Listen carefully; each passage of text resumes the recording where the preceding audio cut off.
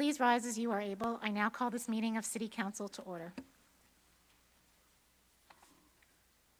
Oh, Canada,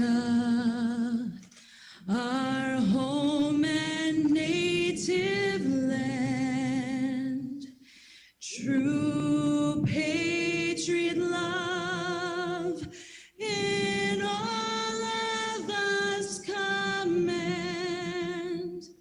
With glowing hearts we see thee rise, the true north, strong and free. From far and wide, oh Canada, we stand on guard for thee. God keep our land glorious and free.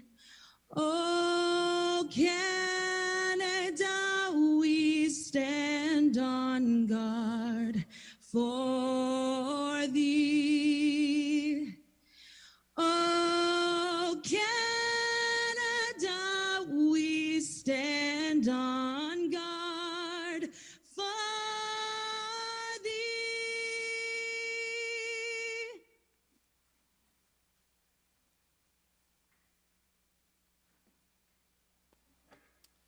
The City of Barrie acknowledges the traditional territory of the Anishinaabe people, which include the Odawa, Ojibwe, and Potawatomi nations, collectively known as the Three Fires Confederacy. We also acknowledge the Wendat Nation Huron, who occupied these lands prior to the middle of the 17th century. We're dedicated to honoring Indigenous history and culture and recognize the enduring presence of Indigenous peoples on this land. We're committed to moving forward in the spirit of reconciliation and respect with all First Nations, Métis, and Inuit people. You may be seated.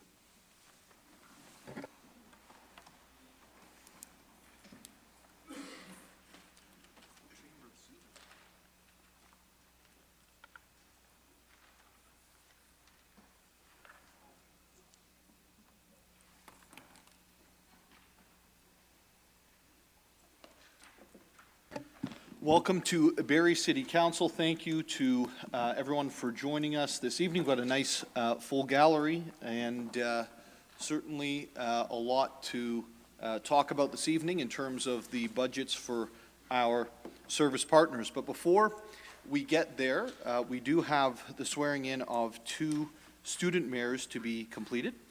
Hayden Jack, representing Seven Oaks Academy, and Mackenzie Bentley Isaacs, representing Innisdale Secondary School. So I'll now call upon Tara MacArthur, our Deputy Clerk, to swear in the incoming mayors.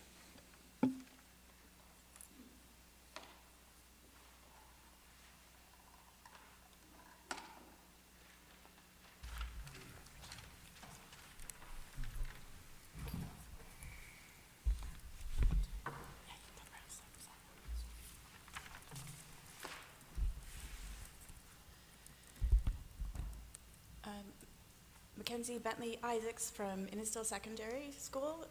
It's now Student Mayor Declaration of Office, if you would like to proceed.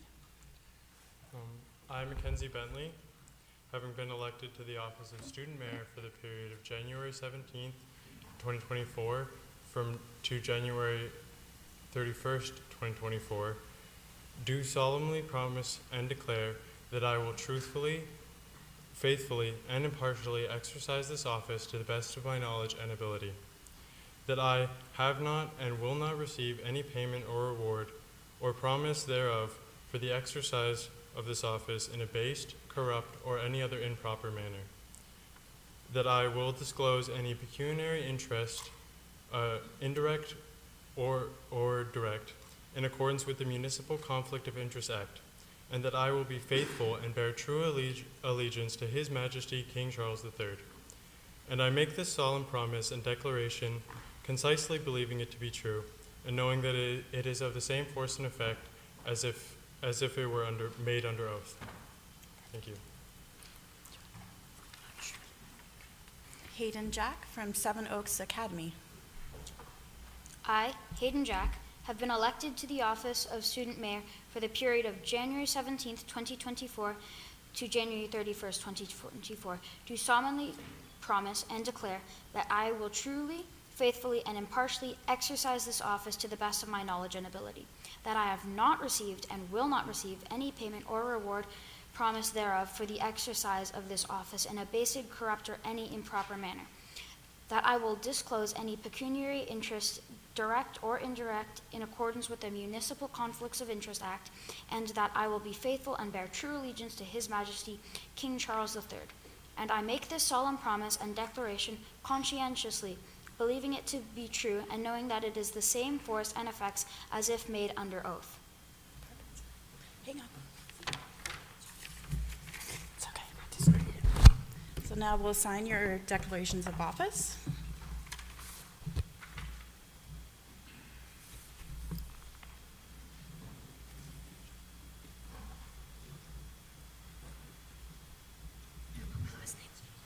Yeah.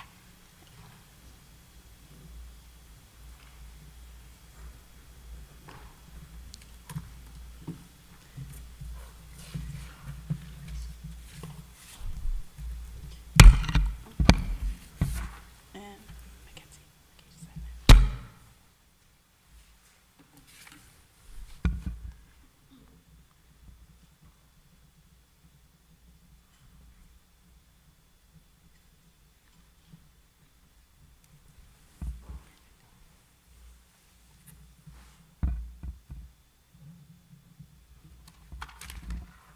Congratulations, and you can now take your seats behind or beside the mayor.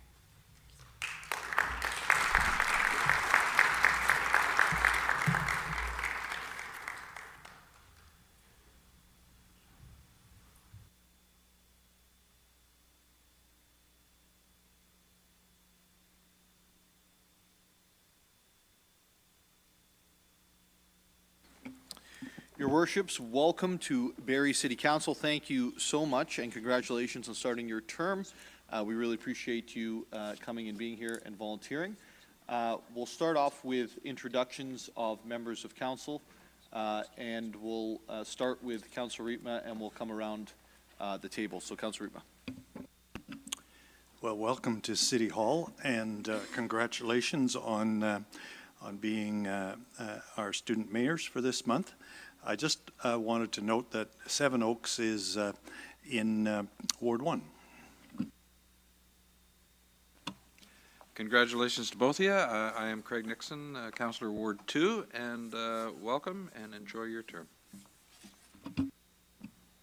Welcome, Hayden and Mackenzie. Congratulations. I believe it's a nomination from your school, if I'm right on the process, but however you came forward, thank you for stepping into this opportunity, and I look forward to getting to know you both. I'm Anne Marie Kungle, the Ward 3 City Councillor.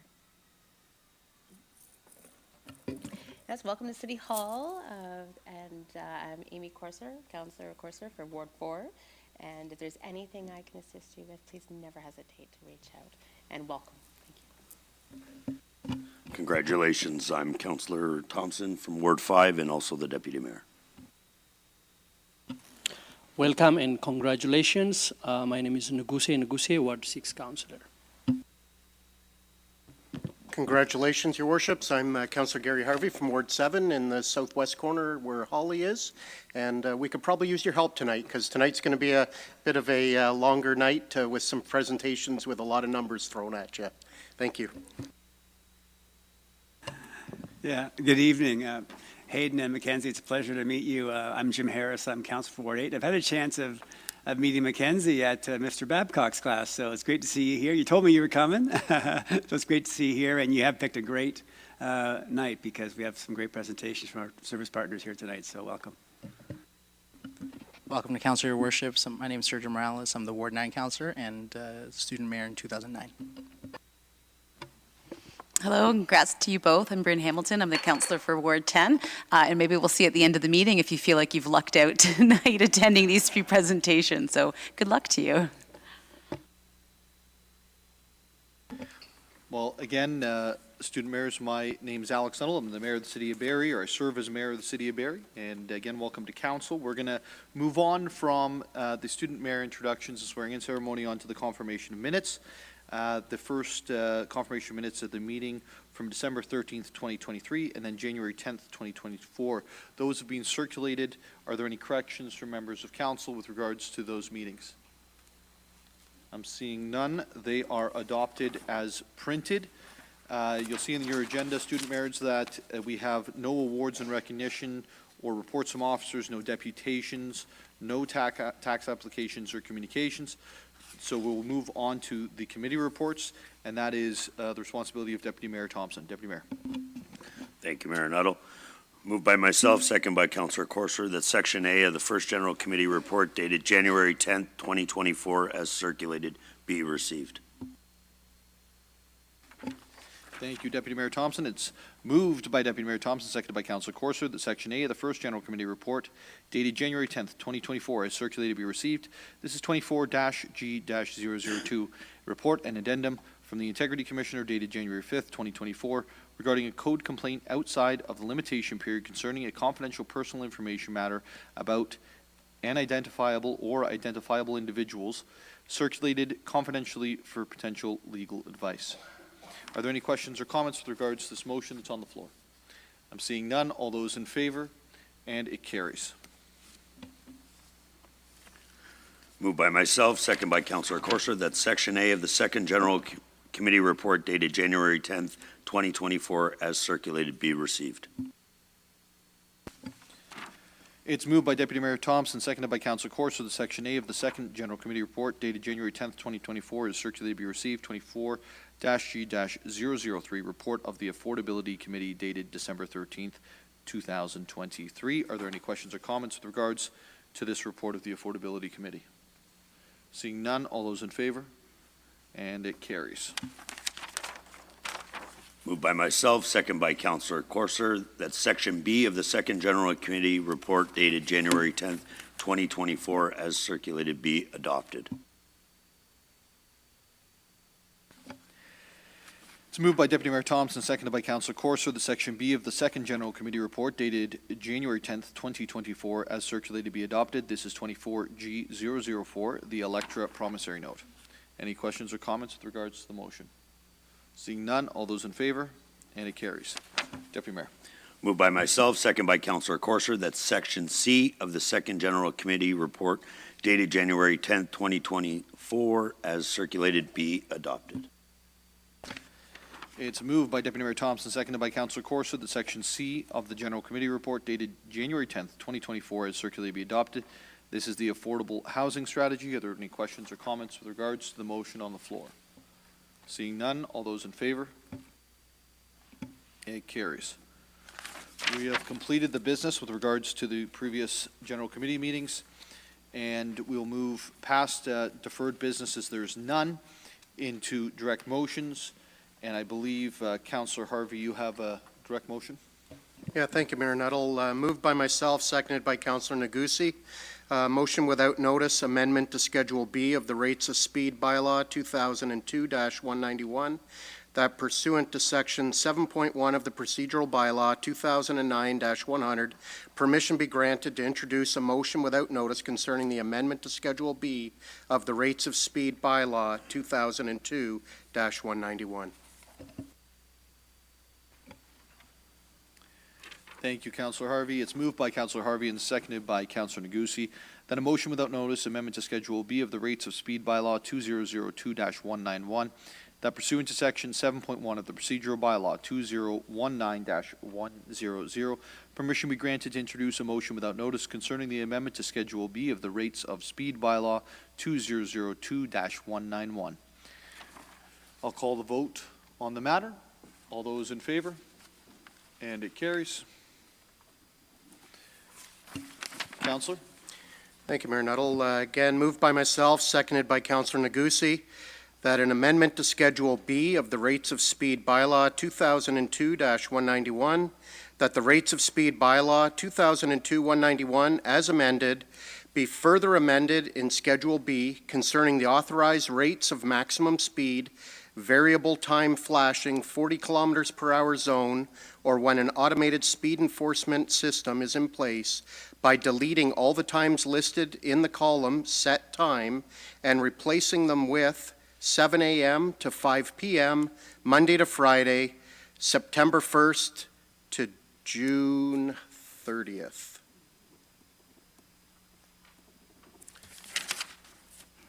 Just initial that.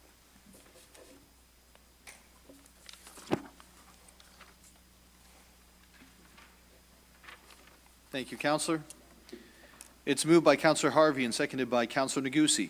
An amendment to Schedule B of the Rates of Speed Bylaw 2002-191. That the Rates of Speed Bylaw 2002-191 as amended be further amended in Schedule B concerning the authorized rates of maximum speed, variable time flashing 40 kilometer zone, or when an automated speed enforcement system is in place by deleting all the times listed in the column set time and replacing them with 7 a.m. to 5 p.m., Monday to Friday, September 1st to June 30th. Councillor, would you like to speak to the matter? Yeah, thank you, Mayor Nuttall. In a nutshell, what this will do is remove the confusion that the two current ASE locations with the new automated speeds camera has caused, and I know we've seen a few articles in the media. I've fielded a few calls. I know the mayor's office has had some calls, and I would imagine everybody around this table's probably had some calls, especially those of you that have the speed cameras in your wards right now, because obviously when you're traveling at whatever speed you're traveling at with the current signage that had to go up for these automated speed cameras, it's quite difficult to read these 3 different times that the speeds are changing throughout the day. So in looking around at what other municipalities that have had these speed cameras for 1 to 3 years ahead of us have done, this is exactly what they've done, is they've had it as a solid time from the morning to the afternoon, which will then also include any extracurriculars that could occur during the morning and in the afternoon. And to be quite honest with you, I think it just makes it that much safer for our school zones with having a solid speed of 40 kilometers an hour through those school zones throughout the day, because obviously sometimes you've got kids coming and going too. And also too, it just creates less confusion for the drivers. And this will not impact some of the other school zones that we have, because I know, like, I've got 2 in my ward, for instance, where it's 40 kilometers an hour 365 days of the year. So that's the reason behind this, and I'm hoping that we can get the signage erected in time for the next 2 locations that that do actually occur in Ward 6 and 7 on Essa and Ardagh Road. Thank you, Mayor Nuttall. Thank you, Councillor. Councillor Harris. Yeah, thank you, Mayor Nuttall. I'll be supported. I just had a question. Maybe through you, Mayor Nuttall, to staff. I'm not sure who it would be, maybe Ms. McAlpine. One of the feedback I've received, not a lot of complaints to be honest, but was the feedback in the loss of the flashing lights that indicate, so with this change, would it allow those flashing lights to activate again during those key times? Thank you. Mayor Nuttall, through you to Councillor Harris, it is still a variable speed, which isn't permitted at the same time under the Highway Traffic Act by the province to have flashing at a flashing beacon at the same time. Okay, thank you. I heard a no. So, but thank you for the extra explanation, and I appreciate it. I know we've had conversations, so thank you for the feedback, and but definitely this is a move in the right direction, so thank you. I'll support it.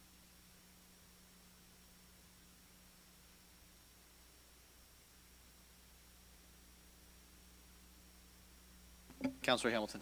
Just a quick comment question. I will also support it. I think it solves half the problem in terms of creating further clarity and consistency with the times that that the speed limit is 40. In response to Ms. McAlpine's answer there, so I don't agree with the legislation. I know that's out of our control to change. I don't understand the intent behind covering up flashing lights during or within areas of using these speed cameras. For me, if the intent is actually safety, why wouldn't you have signs, flashing lights in a camera? So for residents that are complaining about this, and I've gone back and saying this is regulated by the Highway Control Act, where should they be directing their concerns and complaints to? Because we keep receiving them, and I would like to be able to tell them where to go other than continuing to complain to us. Mayor Nuttall, through you to Councillor Hamilton. Provincial representatives would be the parties that would be able to amend the legislation. So Councillor, if it's okay, I'll pretend you asked me the question for a second, okay? Wonderful. We've received some of these same complaints in our office. We've had a couple of items that we needed help from the Ministry of Transportation on for the city, which I believe either one or both of those are now dealt with. I'm looking to Ms. James Reed. We got it today, okay, well, that's timely.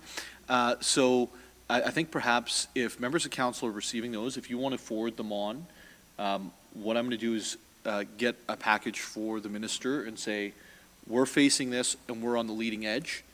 You're going to get this across the province, right? So now's the time to figure it out.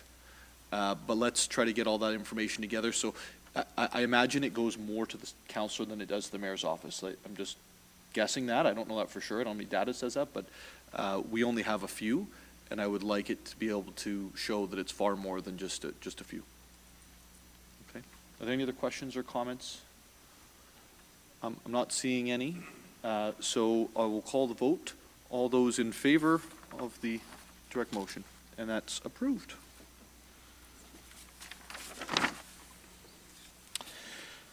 All right, we have completed the direct motions, and we're going to move into the presentations portion of the evening. We have 3 presentations this evening by Barrie Police, Barrie Public Library, and the County of Simcoe, all with regards to budgets. And I thought I would actually just, before we call the police, who are going to be our first budget up, I thought I would just quote from an article from last year from Bob Bruton, who's actually with us this evening. And about halfway through the article, or column I think is actually what it is, there's a section which I think is really important and should be heard. And it's speaking about the police budget, but I think it's, accurate for all of these presentations this evening. He says, but second, and just as importantly, from a practical viewpoint, the police budget really isn't a budget. It's an invoice, a bill for services, because the police themselves decide how best to police Barrie. The city gets the bill, which, by the way, is a good thing. We don't want politicians or bureaucrats deciding when downtown Barrie needs foot patrols or where speed or ride patrols should be located or when to tell residents a convicted criminal has moved into their neighborhood.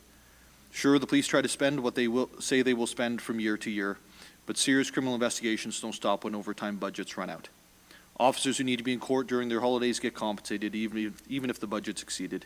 You get what you pay for in policing, as in much of life. So just wanted to provide that context with regards to each of the presentations we'll be receiving this evening. And then I will first invite the chief and the chair and whoever else from your team is participating to approach the microphone and conduct your presentation. Welcome to Barrie City Council. We hope it's a positive experience. Yes. Sorry, Mr. Chair and Chief, before you get going, Councillor Harvey. Yeah, thank you, Mayor Nuttall. In order to meet my legislative requirements, under Section 17, Sub 3 of the Police Services Act, I will not participate in the presentation or the vote on this matter, and I would ask that the budget be separated for General Committee next week, so that way it can be voted on separately. Madam Clerk, has that conflict been noted? Yes, Mayor Nuttall, it has been. Thank you, and thank you, Councillor Harvey. Mr. Chair, Chief, over to you. Good evening, Mayor Nuttall, student mayors, Deputy Mayor Thompson, members of council, and members of the community. Thank you for the opportunity to present the Barrie Police Services 2024 budget request. I'm joined here by Chief Rich Johnson, who will speak in a few moments to some of the operational impacts with our budget. There has been a great deal of planning and decision-making to ensure that we are presenting a budget request that is fiscally responsible while maintaining and enhancing operations, addressing the evolution of policing, and providing effective police services to our growing and changing community. This year's presentation will look different than previous years. Our new approach, in an effort to give you a more comprehensive view of our budget, we will identify the key factors affecting our request. We will look at 3 main factors impacting the 2024 budget: staffing and wellness, revenue and funding, and responding to the growth of our city. We have identified what we believe are the most significant risks to our 2024 budget. We recently finalized our collective agreement with 2024, representing the first year of a 5-year agreement. Our budget request does include the estimated costs for this year. We'll also speak to the impact of mental stress injury claims, as well as the rest of the inherent risks identified, benefit rates and usage, the impact of next-gen 911, and provincial funding.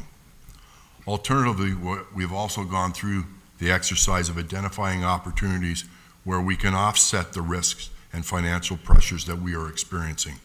As you can see, there are several opportunities listed, and we will touch on each of these throughout tonight's presentation.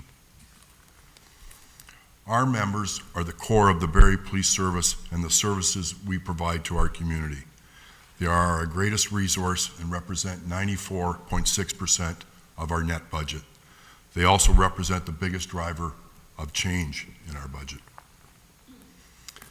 The authorized complement for sworn members since 2022 is 250 officers.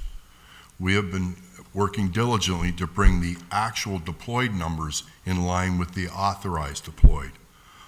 While we now have 250 sworn members, we know that at any given time, we do not have 250 members deployable. Our deployable number is a much more accurate representation of the service level we are able to provide. Things like parental leave, short and long-term disability, illness, and permanent accommodations impact our deployable numbers.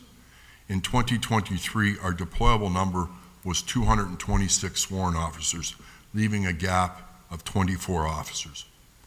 One of the main focuses of the board is to close the gap between authorized and deployable, as it directly impacts the service, especially with respect to our frontline officers. Failure to address this shortfall can negatively impact other members and the risk further absences due to occupational stress. Our service provides a wide range of wellness initiatives to support our members and help them to manage the exposure and responses to trauma. By building strong, preventative, and early intervention programs, we hope to protect our members from experiencing negative mental and physical health impacts related to their work. The Supporting Ontario's First Responders Act is a significant and very positive step for first responders. We know that police officers will experience between 400 and 600 traumatic events throughout their career. Comparably, the average citizen will experience 3 to 4 traumatic events in their lifetime. This is why it is critical to support our members before they reach the point of needing to make a mental stress injury claim. This chart represents the growing impact year after year, beginning in 2016 across the province, of the presumptive legislation. Although critical to first responders, it comes with a significant financial impact to police services. When looking at the cost of the Barrie Police Service, we can see our cost as a percentage of the total provincial cost has decreased significantly since 2016, when the legislation was first introduced, and has remained steady at approximately 1.6%. In the top right corner, you will see 0.32%. This represents the increase in the 2024 budget over last year. On subsequent slides, you will see the percentage impact each critical area has on our budget increase for 2024. Chief? Thank you, Chair. Council. Beginning in the 2024 budget, we are seeking to replace 6 members who have been on WSIB for more than 2 years. This would bring us to 232 deployable members, which is a much more relevant measure than authorized. We can see that this replacement of 6 sworn members would increase our budget by 0.76%. Staffing shortages, especially on the front line, can negatively impact other members and risk further absences due to occupational stress.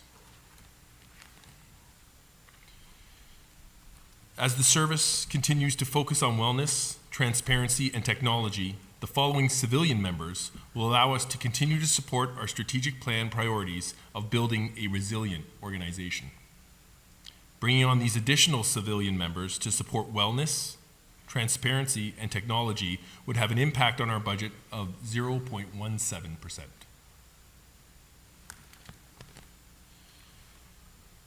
The service continues its commitment to provide proactive and responsive policing services. This includes community engagement, outreach, and collaboration efforts through partnerships and initiatives, some of which are listed here. The service is adapting to the changing landscape of the city, province, and nation through a dynamic and research-informed response approach. The support received from the Barrie Police Services Board allows for the continued advancement of our service. This has resulted in us truly becoming an industry leader. Our chair will now address how salaries and benefits impact our 2024 budget. Chair. Thank you, Chief Johnston. As expected, the biggest impact on our budget is salaries and benefits. Our contractual salary provisions includes reclassifications, promotions, retirements, and a full year's cost relating to our 2023 new hires. These provisions account for a 3.51% increase. The new 2024 civilian staff represent 0.17 increase, bringing the total impact of salaries in 2024 to 3.68. Our 2024 benefit projections are built using best information available. Health and dental costs are primary driver of our increases in our benefit budget and make up 1.14% of the total 1.62% increase in our 2024 budget for benefits. In total, salaries and benefits amount to a 5.3% budget increase. The safety and well-being of our members is central in everything we do. Keeping our members safe and healthy is critical to our ability to provide service to our community. There are both financial and non-financial benefits to ensuring our members are prepared for the job they've been asked to do. We will be providing additional resources for training and equipment, which will assist our members in being prepared for a wide variety of scenarios. In the 2024 budget, there is a 0.96% increase attributed to member safety and wellness. The Barrie Police Service continues to focus on technology and infrastructure. These systems allow us to be future ready for growth and the changing landscape and the needs of our community. We will continue to leverage technology such as body-worn cameras and CCTV to enhance transparency and our service to the community while still seeking and maximizing any available grant funding. Our increase in technology and infrastructure represents 0.55% of this year's budget requirement. It is the board's objective to seek and maximize all available funding, revenue, and find efficiencies to offset the financial pressures facing the Barrie Police Service. We anticipate an increase in our grant funding for 2024, which for the most part is driven by an increase in the court security and prisoner transportation grant. Provincial funding for the court security and provincial transportation grant increased in 2023. However, there still remains a gap of $1.2 million between the funding and the actual court costs we incur. This gap is funded through our operating budget. Provincial funding is unpredictable, yet we rely on it to support our core policing functions. All other changes in budgeted grants have a near net zero impact as revenues are offset by required grant spending. However, they do allow us to expand services to our community. We will continue to promote secondments as they provide the greatest benefit to our members and our service, both from a development and a financial perspective. Overall, grants and secondments account for a 0.98% reduction in the 2024 budget. As a service, we are committed to maximizing revenues and finding efficiencies to offset the financial pressures we are experiencing. By taking advantage of higher interest rates, increasing our auction revenue, and increasing specific user fees where appropriate, we have been able to generate additional revenue in this year's budget. We reviewed our budget in detail with the chief and the leadership team to find savings through partnerships, economies of scale, and remove items that did not add value to the Barrie Police Service. Through these refinements, we have been able to reduce the 2024 budget requirement by 1.88%. The City of Barrie is growing and changing, and the needs and expectations of our community will continue to grow and change. The City of Barrie is projected to grow to a population of 210,000 in less than 10 years. This growth will increase the challenge faced by the Barrie Police Service. Where feasible, the service is exploring alternative options such as virtual call response and non-police emergency response in an effort to responsibly manage our finite resources while addressing the increased demands for our service. Growth, its impact, and the Barrie Police Service's response results in a 0.67% increase in the 2024 budget. Members of council have seen this slide in the past. The yellow line represents the population of Barrie from the years 2011 through 2023. The blue line is our service budget as a percentage of the city's budget. The cost of providing police services compared to the City of Barrie has declined since 2011 and remains steady in the 20-22% range of the city's overall budget. Inflation has created additional financial pressures over the past couple of years, and we are seeing the impacts of inflation now more than ever as we renew annual pricing on contracts with vendors. This slide shows some of the areas that we are experiencing the highest level of inflation. Overall, we identified a 0.91% increase in our 2024 budget directly related to pricing increases.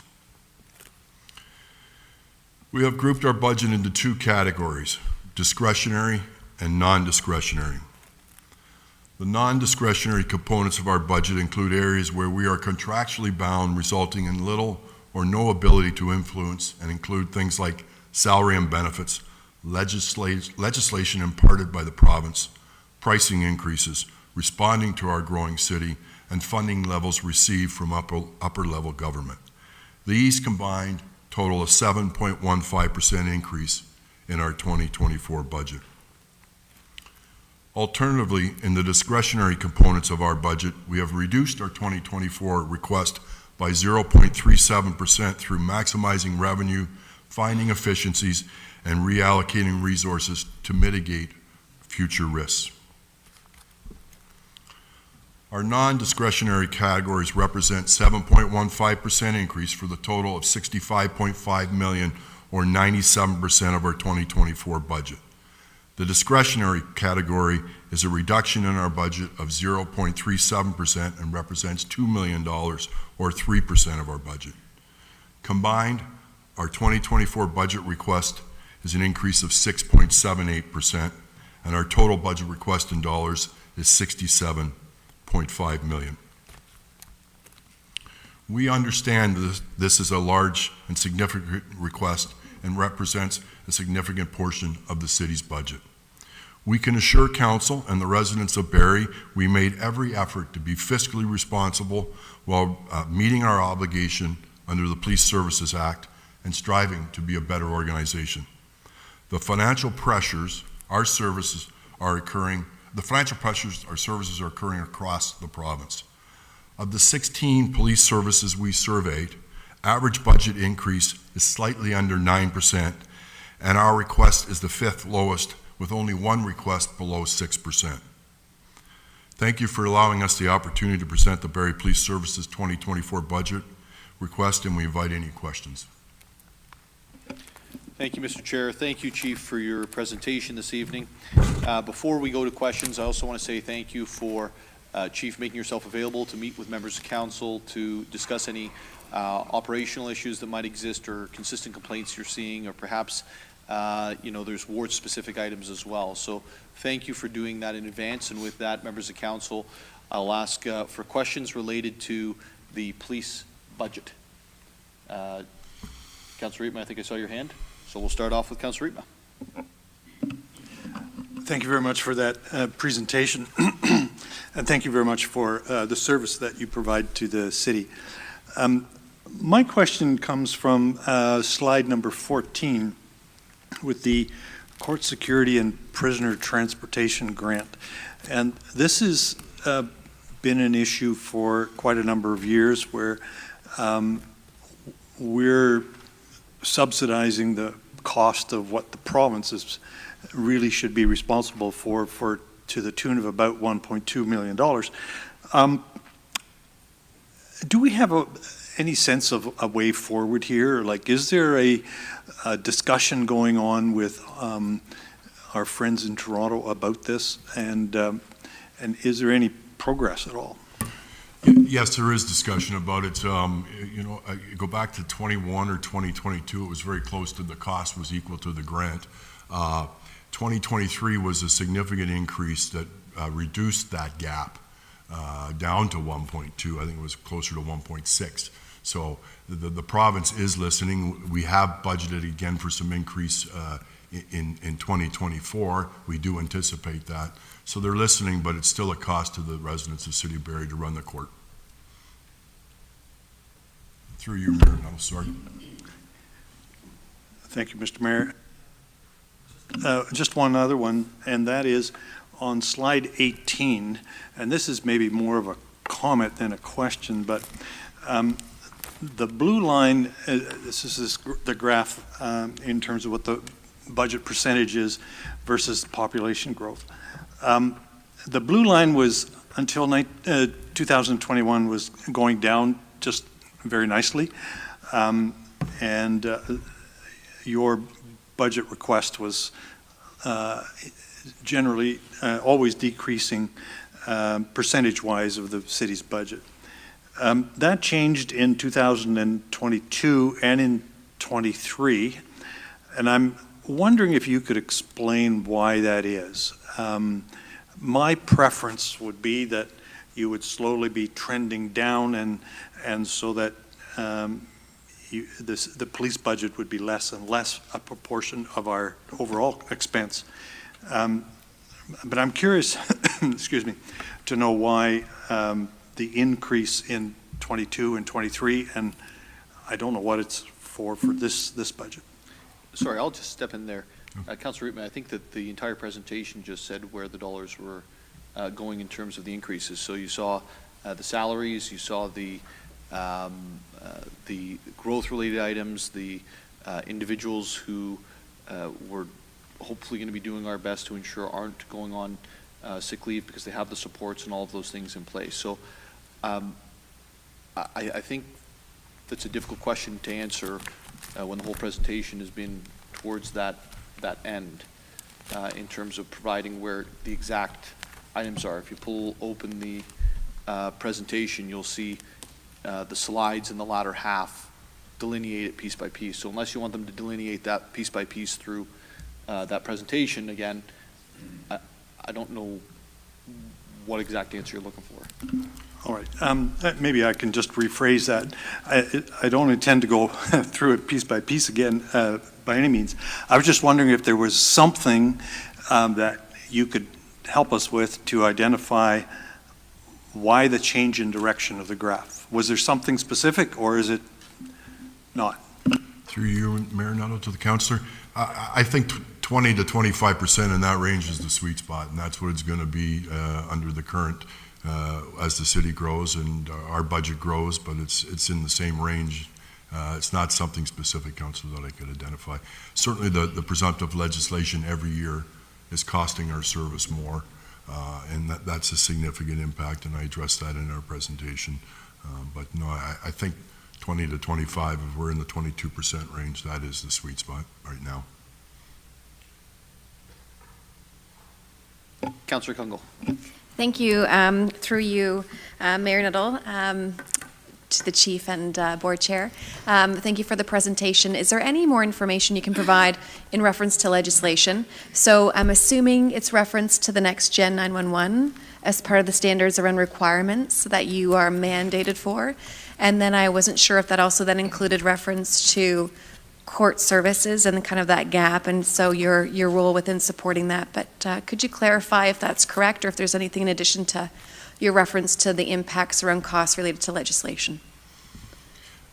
Through you, Mayor Medal, to the councillor, with respect to I'll comment and then I'll throw it over to the chief. The Next Gen 911, we have spent in our budget $1.2 million, not this year, cumulative, through that legislative impact. So it has cost, again, the citizens of Barrie to date for Next Gen 911, $1.2 million. Chief? Any other? I think when we talk about legislative as well, I won't forecast ahead to the potential changes that are coming in the new act that we suspect will be forthcoming with the Community Safety and Policing Act. But currently, there is also a requirement with respect to the obligations for the First Responders Act, and so there are natural increases for those individuals as well. So that is required. We are required to fund those individuals, hopefully to get better in return. So. And then follow up to that, if I may, Chief Johnston, is there a timeline you could remind me on around if impacts around that new legislation will come in year after this budget is considered, or will it be in out years? I wish I could answer that, and I genuinely mean that. We don't know. We do have the framework for it. The nuts and bolts of that legislation is coming out, and we forecast there very well could be some increases required by legislation that we have to meet to be a police service. And so I'm not of the belief that it will be, let's say it's April 1st or April 2nd, that legislation is now in force. You shall meet it by April 3rd. I think there is a reasonableness there in terms of the government's expectation that we can meet that.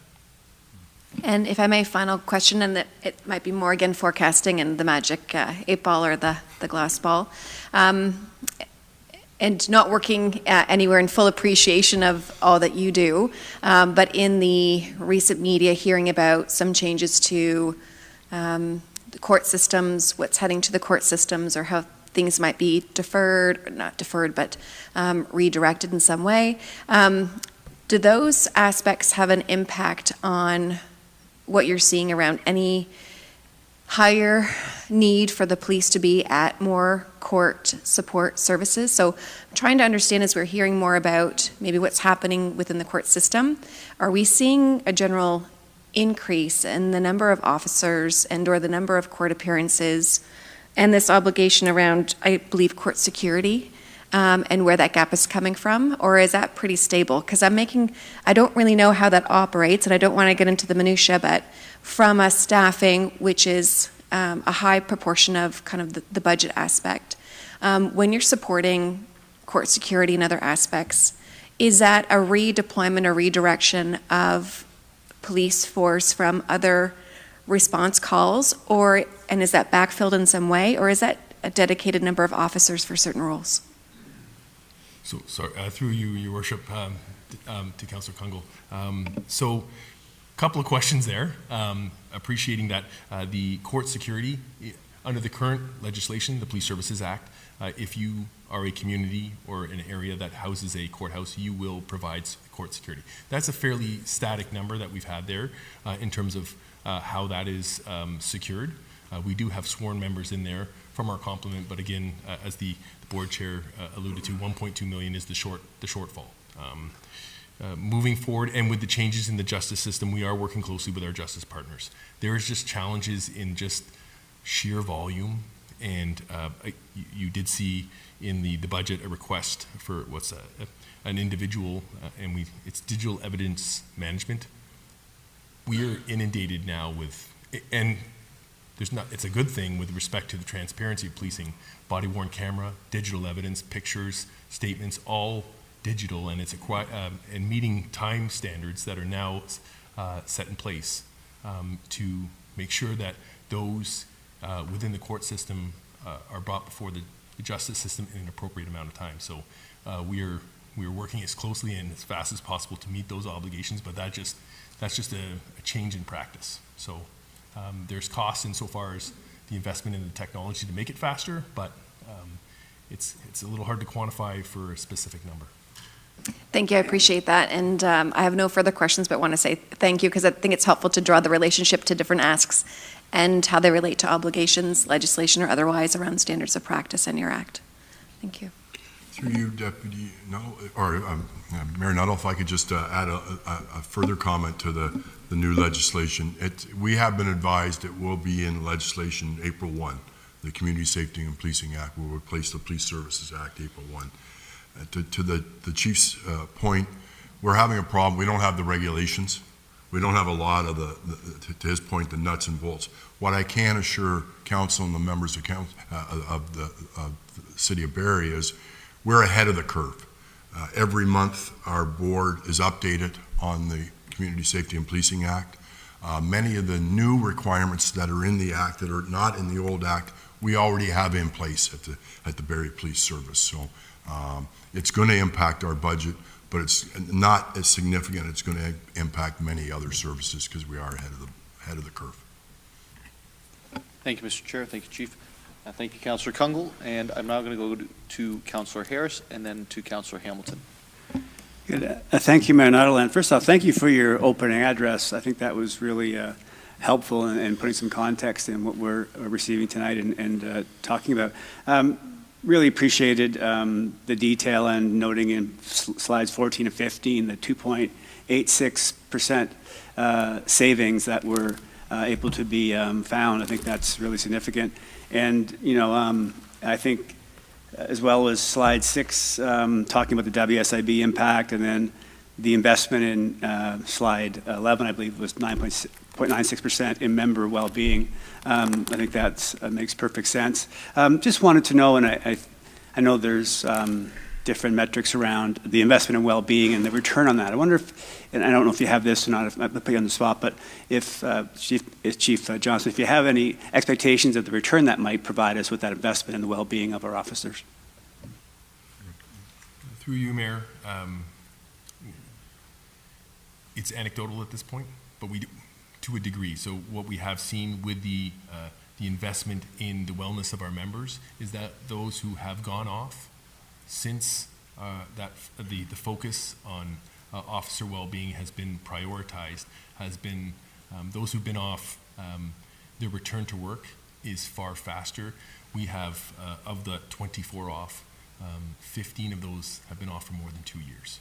And what we do know is that the likelihood of them coming back, just from what we've seen across the province, it's a sliding scale that it's reduced. So we may never, we're challenged. We want to see those individuals get better, but that return on investment in terms of your personnel's wellness, the ability to develop resilience in your officers, especially with the overexposure of trauma and traumatic events, to prepare them for what they're going to do, and it is a challenge. So I'd like to give you some hard numbers. I'm a big fan of them, but it's just a little difficult right now. No, I agree. Thank you. And I think it's well worded as investing. I think it's an investment, and I do think. And I'm trying to remember what the big accounting firm was. It was Deloitte, or I can't remember what it was. Did a paper on the investment in mental health services to staff, and the return on investment actually is there. I don't know, it was 4.7%. But there's a number. I don't want to maybe go too far down my memory lane, but that's really great. One thing that I've always found helpful in providing context for citizens is and Chief Greenwood would call it the cop-to-pop rate.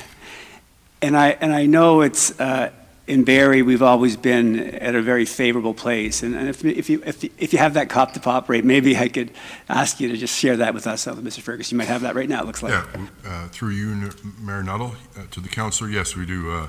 The City of Barrie is just under 150 per 100,000. The provincial average is 174, and the national average is 181. And the 150 number is consistent with what the board looks at in terms of comparables. Services our size, Sudbury, Kingston, Windsor, Chatham-Kent, they're all in the 150 number. So our number is consistent with our comparable services our size, but significantly below the provincial and national average.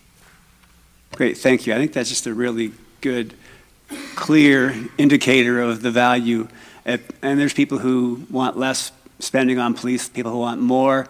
But I think everybody can agree we want better policing. And one thing I think you've done well, and I've been a fan of, and I was directed to the course, evidence-based policing that you've embraced in Barrie. And so I know on slide, I think it was slide 9, there's a significant And it looks like many of those items, all those items may be somehow attached to evidence-based policing. So I just wonder if you could speak, I know there's some research and innovation that you've highlighted at the bottom.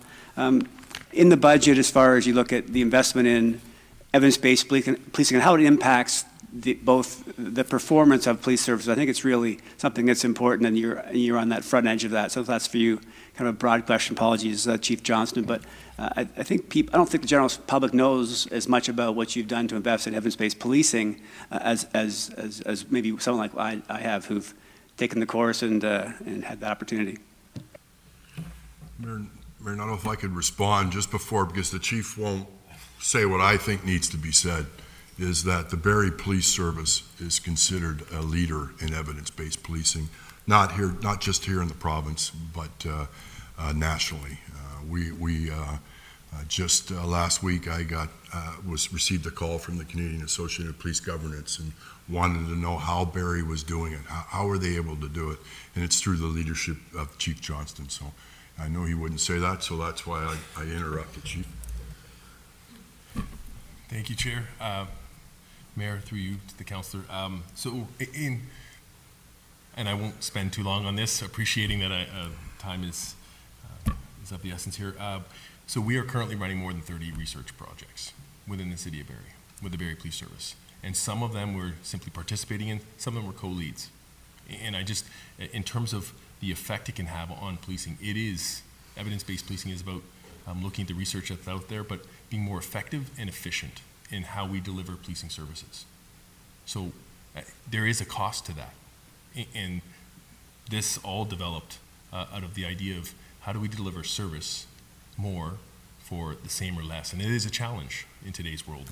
But with all of these projects, so many of them have actual return on investment in terms of it's not about more or less policing.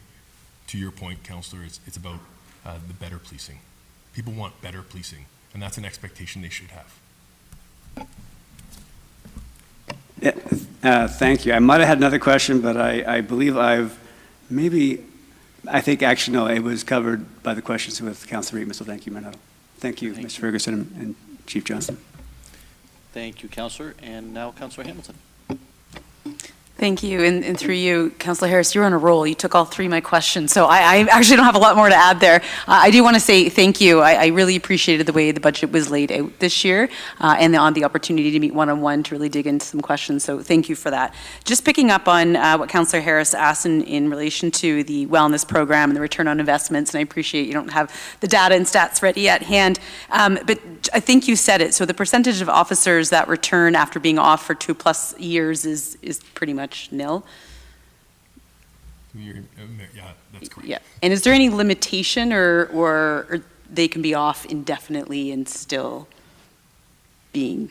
They can be off indefinitely. Indefinitely. Okay. Just a difference from my background in healthcare, so I was interested in that, considering 94% of the budget really is about staffing.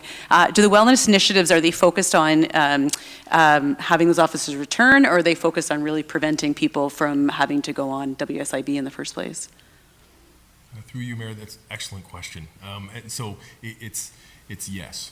So we have recently engaged a local psychological services. So before our brand new recruits hit the road, their services are delivered in terms of what to expect. And so you develop what we know about from the literature in terms of resiliency and the expectation, how you can deal. You will see trauma in policing, but how you deal with that can have return on investment down the road. So that's been put in place right away. And again, in terms of a hard number right now, no, but I think there's a huge investment just from the research that would suggest that would be helpful. We also have a number of programs, and again, it was a demand from the board, and that's fair. We need to focus on wellness, and that's good. So we have safeguarding for those individuals in high-risk positions. We have a chaplaincy program. We have peer support. We have a plethora of programs purely focused on keeping our members well. Because our understanding, again, from the research is if you take care of your people on the inside of your organization, they will go out of that organization and deliver that type of service to your community members.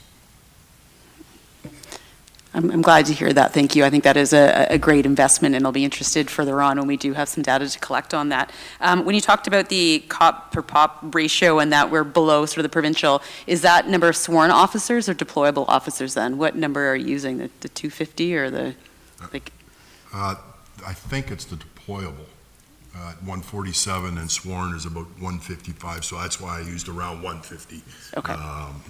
Is the number. Okay. And then just finally, you talked about the budget comparisons, which, thank you, that's great homework and insightful for us to know how we compare it, across the province. Maybe as a follow-up, would you be able to send us the 6 locations that you compared us to? Or I don't know if you know them off the top of your head, but I don't want to put you on the spot, but I'd just be interested to see how we stacked up against the 6 locations that you've looked into.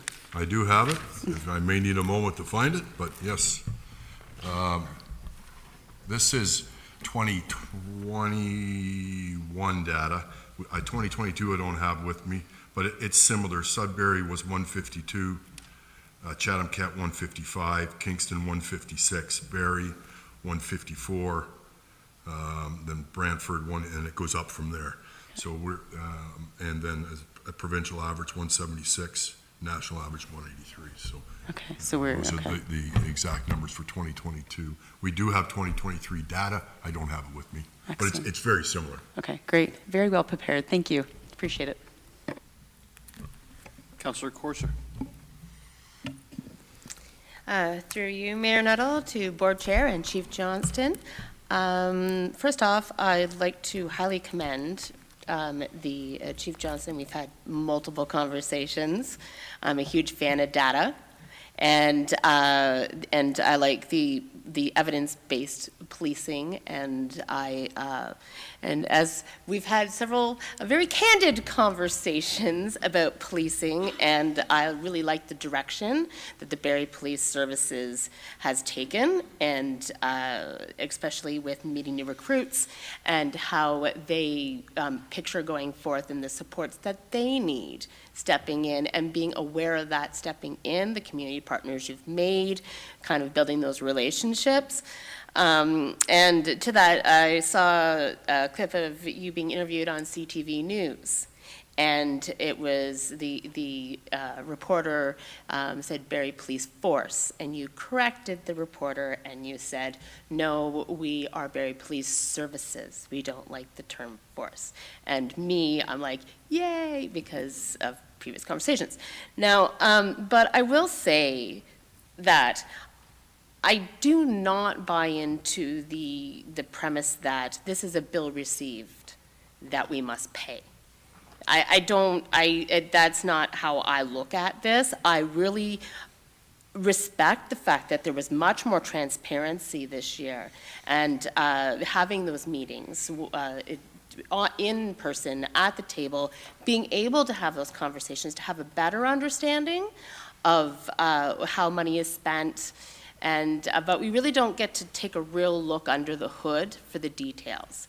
So, so when last year the ask came in at 728, this year it's 678, which is a little lower. Yay, but and I appreciate the salary and benefits and the mental health supports that goes to. But for our own budget, we were really strapped down, and there was such a huge push for us to find efficiencies, et cetera, that I guess that there's complications when you're talking efficiencies, when you're talking about community safety and staff safety in a different kind of realm that might be experienced at City Hall. But I guess it's just a comment. I really like how Barrie Police Services is stepping forward, but again, I don't like the term that this is a bill we must pay, and I'm really hoping as we move forward that as we talk about like court services, maybe we can get more funding for what the city staff do. Maybe we can look at some maybe better numbers next year. But thank you so much, and I just wanted to call out this as I really appreciate where the direction of Barrie City Police is going. Thank you. Thank you, Councillor. And are there any other questions? Okay, I'll just, and Councillor Negussi, so I'll just remind the two of you that questions, not comments, okay? Oh. So that's it's okay. I didn't interrupt you. Okay. I just want to remind the two. So I'll start with Deputy Mayor and then go to Councilor Neguse. Thank you, Mayor Nuttall. And thank you, Chief Johnson and Chair Ferguson. I really appreciate the presentation. What is our percentage of sworn officers that are off, and how does that compare, maybe to help Councilor Jim Harris and Councilor Hamilton, as the investment, it'll show that the number, but what is our officers that are on WSIB right now, and where is that in the provincial average? Mayor Nuttall, through you to Deputy Mayor Thompson. Chief might be able to give you some exact numbers. I can tell you from speaking to my cohorts across the province, the various police services, the problem they are having is greater than the problem we are having. That's why you're seeing in other communities 15, 16, 17% police budgets, because they're replacing the gap is even greater. So that, to me, as a board member, says that our initiatives are working because our percentage is lower. Deputy Mayor, I can't give you the exact number, but I do know from talking to my colleagues, we're doing much better than some of the other services. There's some real problems in the province of Ontario. Deputy Mayor? Just to follow, actually, just another question through you, Mayor Nuttall. How many officers were hired last year? Through you, Mayor, that's an excellent question.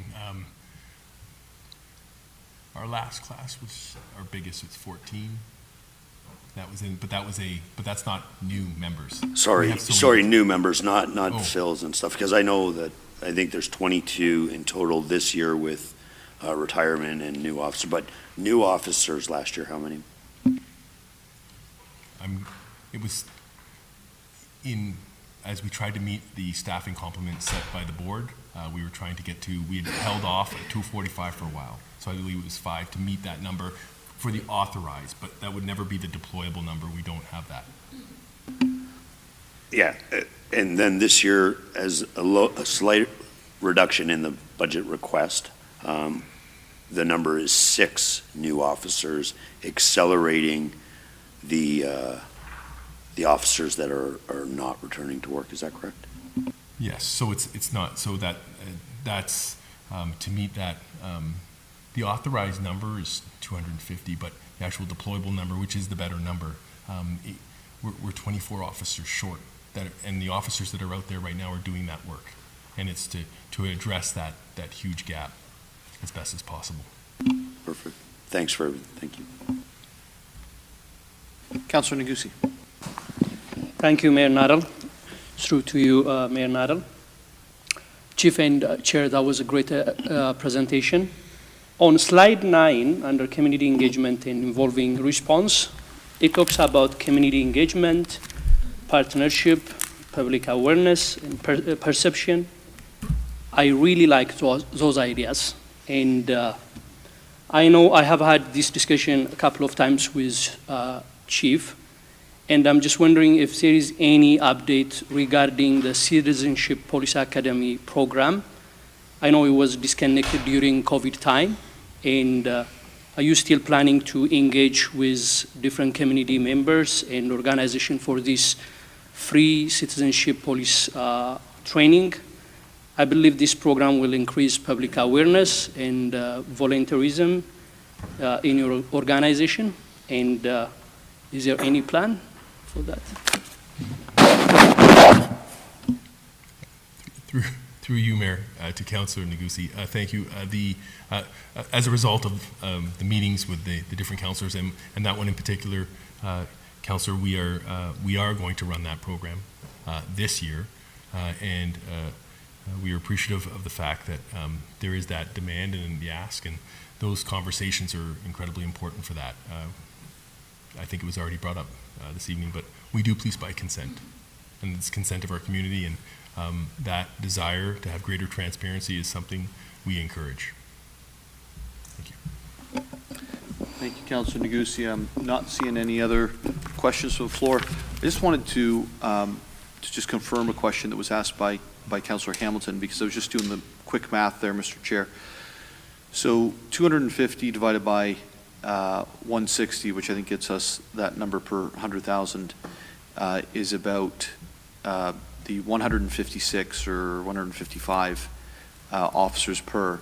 But the 226 instead of the 250 is actually down at exactly 150 per. And so just to provide some clarity for members of council, the 150 number is those that are active and able to be used, and the higher number of 155, 156 in there is based on the full complement being able to go out and work any given day. Is that aligned with what you had? That's correct. That's, I said around 150 because what's the deployable versus the actual sworn. So it's in the 150 range, 156 if everybody's on the road, and less than 150 currently with the deployable. Wonderful. And I just want to say thank you for coming to make the presentation, but also, Mr. Chair, to you and your board, thank you for all of the work you do. I know it's a large responsibility that you personally take on, as well as the rest of the board members. And we'll see each other in 10 hours and 45 minutes as I'm looking here for our 7:15 a.m. meeting.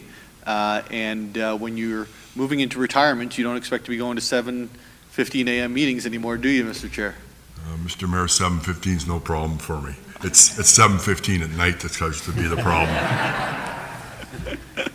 Well, we've kept you awake, and I apologize for that, and hope you both have a wonderful evening. Thank you for all you do in our city. Thank you, everyone.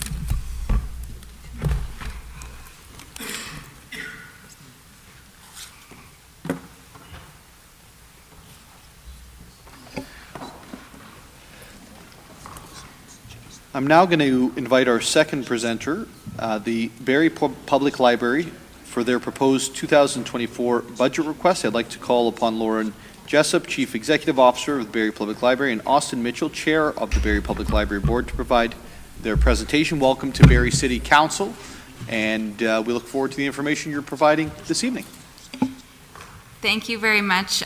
Good evening, Mayor Nuttall, student mayors, and members of council. The library's goals for 2024 continue to address the needs of our growing community while maintaining a modest budget increase over last year. This budget maintains service levels and will allow us to address some of the challenges we faced in 2023. We had so much engagement in our programs and services this year that I hope you'll allow me to take a few moments to highlight some of them before we delve into the budget. There's my clicker. There we go. First, I'm excited to tell you that our team reached an amazing milestone this year. We welcomed over 12,000 new members. We are thrilled to see so many new people benefiting from library services in Barrie. This milestone was a team effort across our entire organization. A big piece of this success has come simply from raising awareness of what the library has to offer. The increase in new memberships also reflects the growth happening in our community. Outreach events at RVH, city facilities like here at City Hall, visits to our schools, and having our book bike out in our parks and on our beaches has been a big driver of this success. When people find out all that the library offers, they're happy to sign up for a membership or renew one that may have lapsed. 2023 was our first full year of operation in the Holly neighborhood, and we're pleased to report that Holly has embraced this space as their community living room. Parents come out for early literacy programs, older adults meet one another for a coffee or a board game, and remote workers use the meeting spaces and Wi-Fi. The library in Holly has helped really bring this community together. While people from all demographics are enjoying the opportunities provided by the Holly Library, children's programming continues to be especially popular, with numbers matching what we're seeing at our Painswick location. We expected some of the program traffic from Painswick and downtown to move over to Holly, but the number of programs continues to be high across all locations. We're very pleased with the community's response to this library and feel this model is one we could implement in other established areas of the city should the opportunity arise. Extension of library services into the secondary plan areas remains a focus for library board and management. We look forward to hearing more details regarding the timing of the Hewitt Community Center and Library in the coming months. To meaningfully participate in society, people need access to a broad range of information and ideas, as well as opportunities to learn from others' perspectives. This is why our programs are so important. They not only ensure people stay engaged through connection with others, but they broaden our thinking, open doors to new experiences, and foster lifelong learning. With pandemic challenges largely behind us, the library has seen impressive gains in program attendance. Our number of program participants in 2023 was over 53,000, up nearly 150% over last year. New and existing patrons continue to browse and borrow both digital and physical materials. We've seen a 5.5% increase this year in digital circulation alone. And our library spaces saw nearly 500,000 visitors last year, with increasingly high demand for meeting space, computers, and access to Wi-Fi. On most metrics, we are now surpassing our pre-pandemic benchmark numbers. In 2023, physical materials like books and magazines circulated a whopping 846,000 times. Literacy remains at the heart of everything we do, and it really shows. The library continues to be a high-value service for residents, with an economic impact of $4.05 for every dollar spent on the library. The library and the shared resources we provide are essential, especially when residents are feeling the pinch of a difficult economy. In these difficult socioeconomic times, the library, especially at our downtown location, can be challenged to support everyone that comes through our doors. As individuals, when we need information or advice, it's not always clear where to go, what resources are available to us, or who to turn to when we need support. Legislated under the Public Libraries Act, public libraries are accessible and free to all members of the public. That means the public library is often the first stop for people looking for information, help, or advice. We welcome people's questions and love to find the right resources. However, the public's intensifying and increasingly challenging needs necessitate increased support for information referral and community navigation in our community. We've noted challenges downtown before, but the complex needs of the public during an ongoing mental health, addictions, and food insecurity crisis are worsening, and their impact is being felt in our spaces. This, of course, is not only happening here in Barrie, but these challenges are being felt by libraries across Canada. We are all finding that we're becoming the de facto triage centers for our main streets and downtowns. The library has no desire to duplicate the work being carried out by social agencies or deviate from our mandate. Our staff simply need additional support to connect people to the right agencies and help to de-escalate someone who might be going through a tough time. So we're asking for an additional $78,000 this year to support a pilot program that will provide enhanced information referral and community navigation at the downtown library.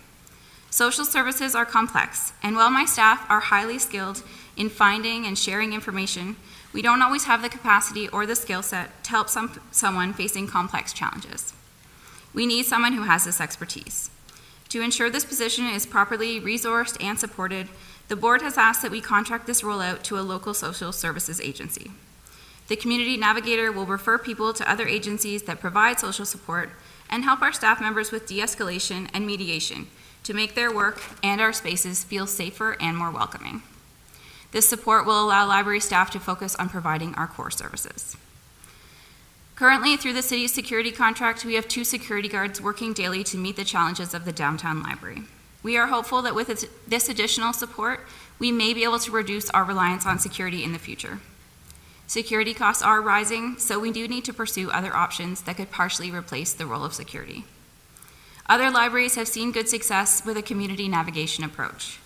For example, our neighbors in Aurelia saw a drastic reduction in negative incidents within the first 6 months with a community navigator, and I expect we would see a similar positive impact. While our library and libraries everywhere are intentionally accessible and welcoming spaces for all, including those at risk, they are not the appropriate place to address the serious mental health and addiction issues being experienced in our community. We need more support to ensure that anyone using our spaces is directed to the appropriate agencies to ensure that everyone thrives.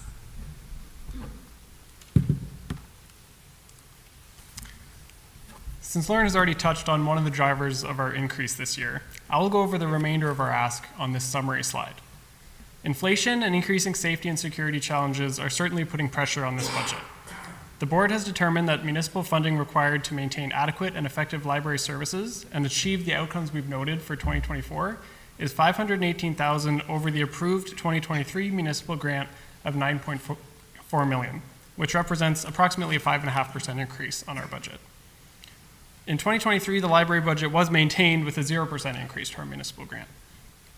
This year, some line items have been increased by 1% to partially mitigate inflationary increases, and we have unavoidable increases to carry out our contractual obligations. It should be noted that annual increases passed on to us from our vendors are expected to be significant, and we will have to purchase fewer books, movies, and other materials due to this shortfall. Despite projected increases of 4 to 8% from our vendors, we have actually reduced the library materials and programs line by $100,000 to ensure we keep our increase as small as possible. That means fewer library materials purchased overall and longer wait times for the most popular items. Nearly half of our contracted and other services expenses are funds expensed by the City of Barrie corporate facilities to maintain our spaces. This includes overall facilities maintenance, custodial services, and security. Corporate facilities determines this figure annually with input from library management. The figure also includes the lease payment for our Holly location, which we anticipate will be funded through development charges as it was last year. This increase in contracted and other services also includes the contracted community navigator that Lauren has explained. You will notice that the other grants fees line is showing a reduction in revenue over 2023, and this accounts for the amount that was internally funded this past year. Since that time, the board has clarified that the library is unable to fund operating expenses through its existing reserves. Creation, maintenance, and use of reserves is now clearly outlined in a policy. The board and management committed early last year to find efficiencies to ensure library reserves would continue to be available to support capital projects. Gapping of positions was a key element in finding these savings last year. Lauren and her team are also working with the City of Barrie's Business Improvement Office to train managers and staff on Lean Six Sigma to build a lean mindset across the organization. I'll go into more detail on our projected revenue on an upcoming slide. First, let's break down the various components of our total increase over 2023 in a bit more detail. The inflationary pressures that are partially offset by reductions to the materials budget amount to an additional $181,000. We also have the unavoidable increases I mentioned relating to contractual obligations, regular increments, and an 8.2 increase in the cost of our benefits, resulting in an increase of $259,000. And finally, an additional $78,000 to support the contract for information referral and community navigation to round out our increase. Let me reiterate that this is being handled as a pilot program, and management will report back to the board later this year. Setting this up as a pilot allows management and the board to evaluate key performance indicators to ensure that this is an efficient use of Barrie taxpayer money. Now looking at our revenue in a bit more detail, while most of the library's revenue does come from the city, there are smaller amounts received from the province, the township of Oro-Medonte, and from fees for service. The library board voted recently to increase the cost of non-resident memberships from $75 to $100 a year. This fee had not been increased in some time, so a bump was appropriate. This will affect our patrons who fall outside of our membership policy, but still choose to use our library because of the resources we offer. The Township of Oro-Medonte contracts the library to provide library services for their residents, as permitted by the Public Libraries Act for municipalities who do not have their own libraries.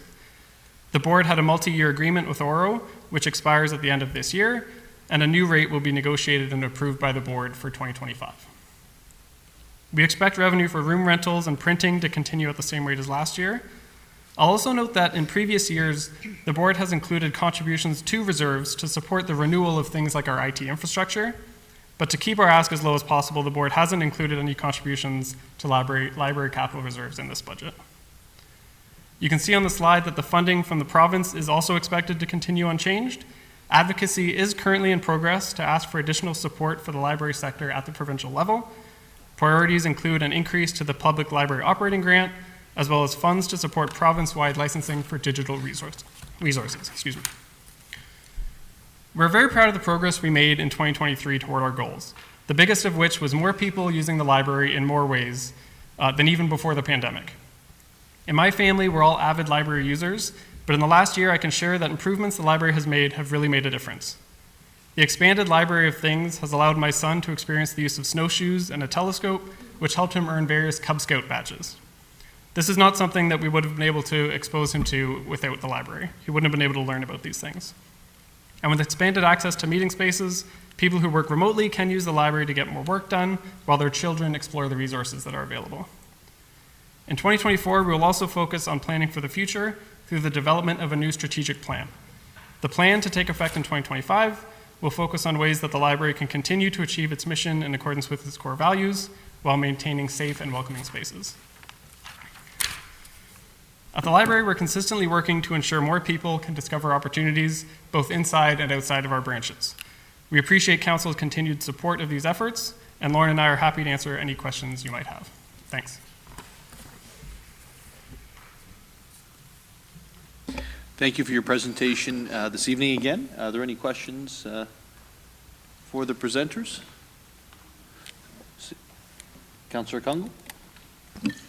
Thank you. Through you, Mayor Nuttall, to Lauren and Austin, thank you for the presentation. I've had the opportunity to speak to you on some of the matters, and so I'll try and keep it to questions because I think you've heard my comments about really loving the approach you've taken. And could you share more, maybe for those who haven't had the benefit of having a conversation with you, around the contract with security? Because I believe posing it as a pilot for a support navigator role, for me, says you're looking at this in a more person-centered approach, and one that is about support, not security, if it's not needed.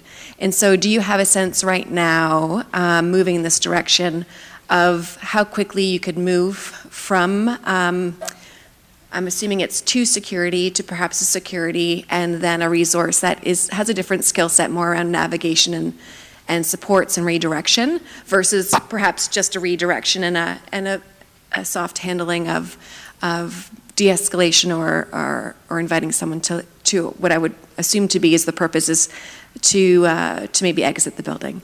And so typically if people are coming through the doors, there's an element of help and support being sought after. So I think Aurelia has a lot of great learnings. Is there, knowing that in the budget you've positioned what I believe is the amount for a full year contract, or could you identify, if this is hired in year, what you would really need to make it go year over year? Is this, a year contract based on start from a year out? Is that one body for 1 year regardless of when it starts? Or would it be modified knowing that we're in February, around 3/4 of a year by the time you get through recruitment? So how likely is it that you could utilize that budget in year for a position that would be hired? I think is some of the questions we've looked at in past relationships when we were hiring and ramping up, when we're asking for new FTE dollars, the likelihood of being able to use that.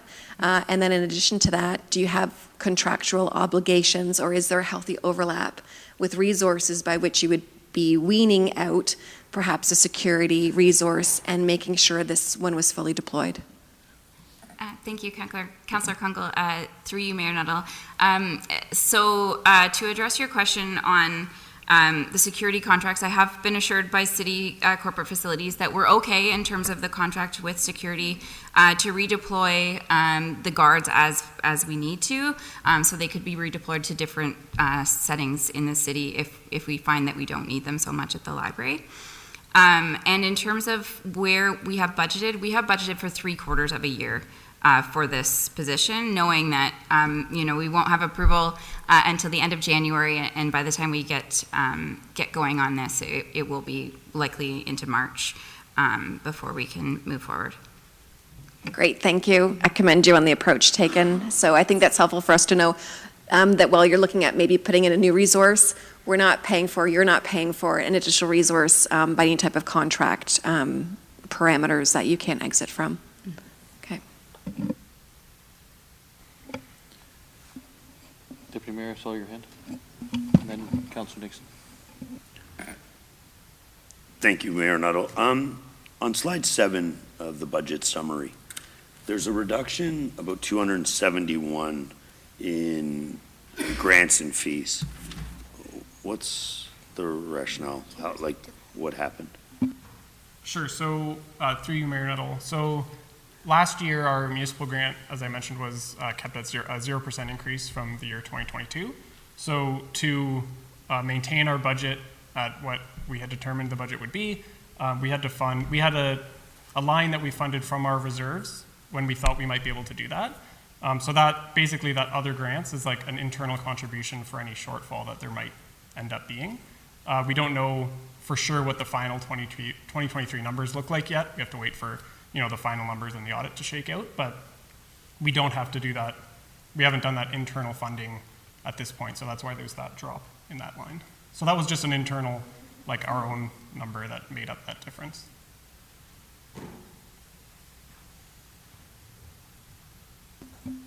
We're hopeful that any shortfall that there will be in 2023, we might be able to just make up in our unallocated surplus. But again, we kind of have to wait till the audited statements come out to know what that ends up looking like. How many employees does the library employ? Through you, Mayor Nuttall, it fluctuates. We have a lot of student pages and that we have about 95 or so across the 3 branches. And are you still offering the hybrid model of some people still working at home, or is everybody reported back? Yeah, so some people, especially in our exempt group, do work from home sometimes.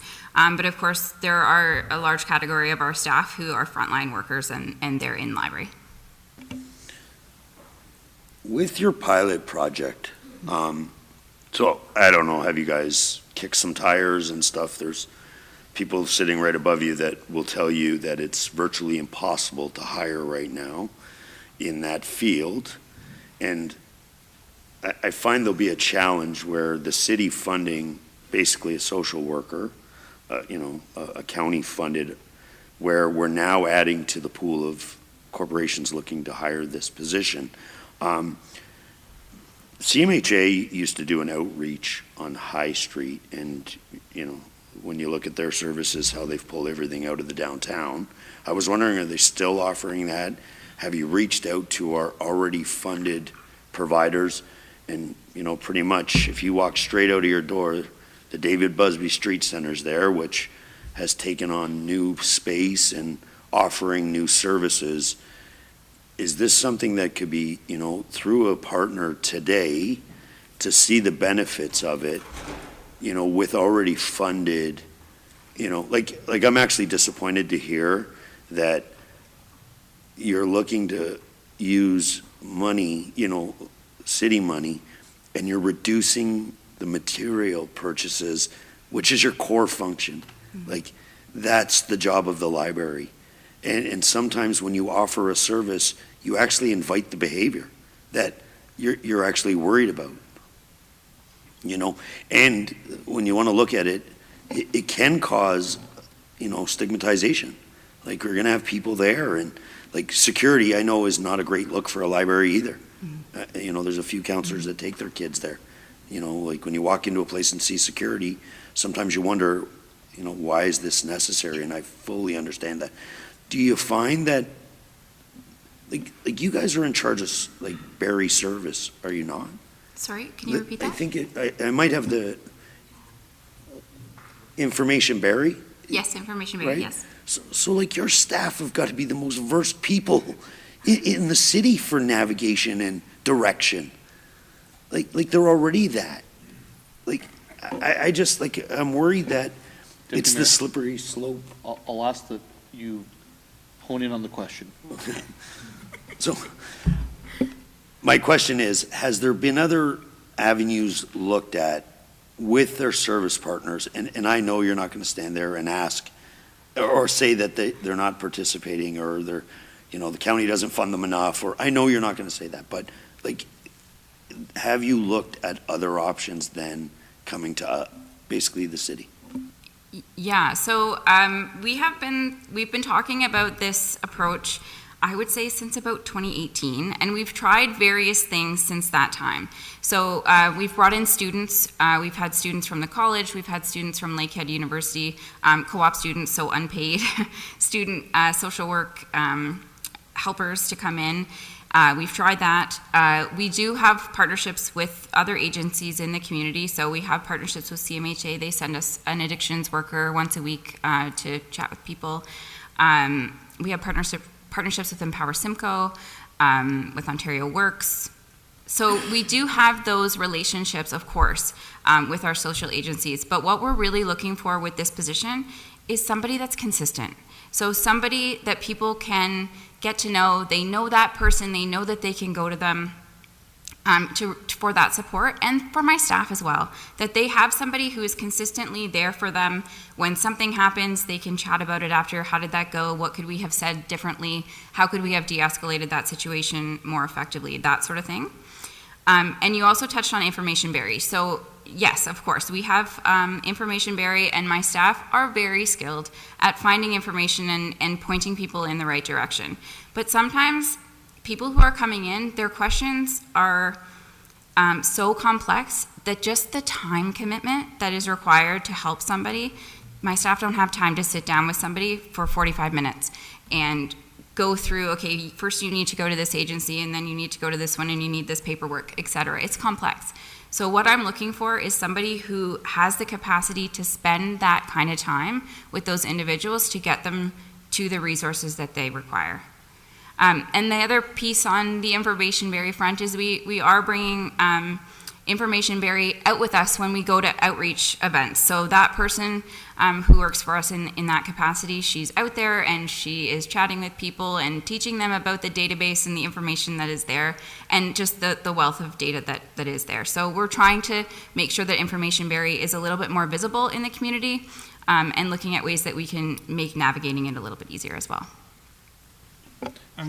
Through your Mayor Nuttall, just to add something to that, I just wanted to address that the board and management are not thrilled that the material number had to come down. Of course, that's something that we weren't thrilled about, and it is one of our key services.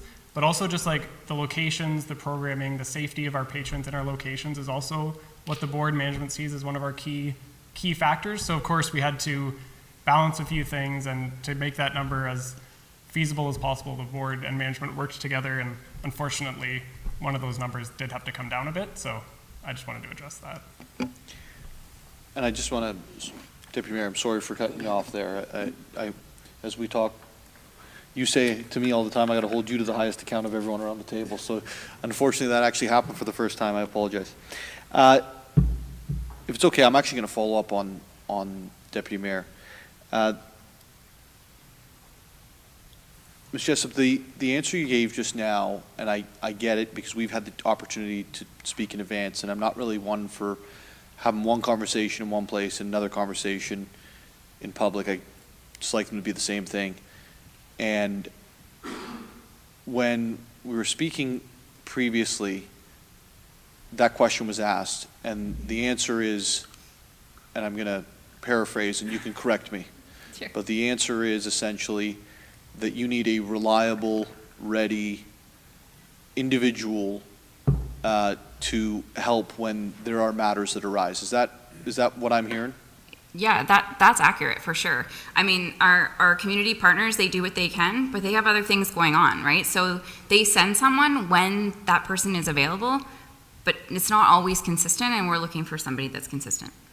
So there was I believe at one point the CMHA was coming in twice a week or something like that, and that is no longer materializing. Is that correct? So they are down, I believe, to once a week. Once a week? And are they there every time? I'd have to check. And with regards to Deputy Mayor Thompson's question about the David Busby Street Center, I think it's probably 250 meters away, or maybe it's less, I don't know. They have social workers, they have support workers. When you pick up the phone or send a text or an email, what's the response time like? I haven't sent them anything lately, but I actually did go down there yesterday, checked out their open house and took a tour of the facility. And it was mentioned that they do come through and walk through the library, and they are going to try to do that more.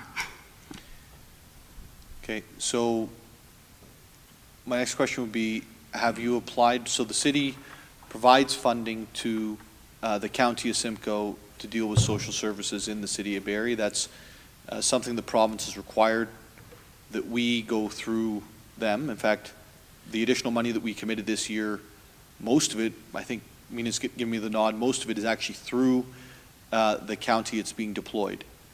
Was the request put to the county of Simcoe to hire a support worker or social worker inside of the library, as they are the ones who are in charge of all of the spending related to social services and social work across the city of Barrie?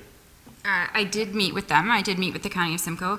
And in that conversation, they provided us with assistance in how we would go about recruiting for this position, but it was not offered or presented to fund it themselves.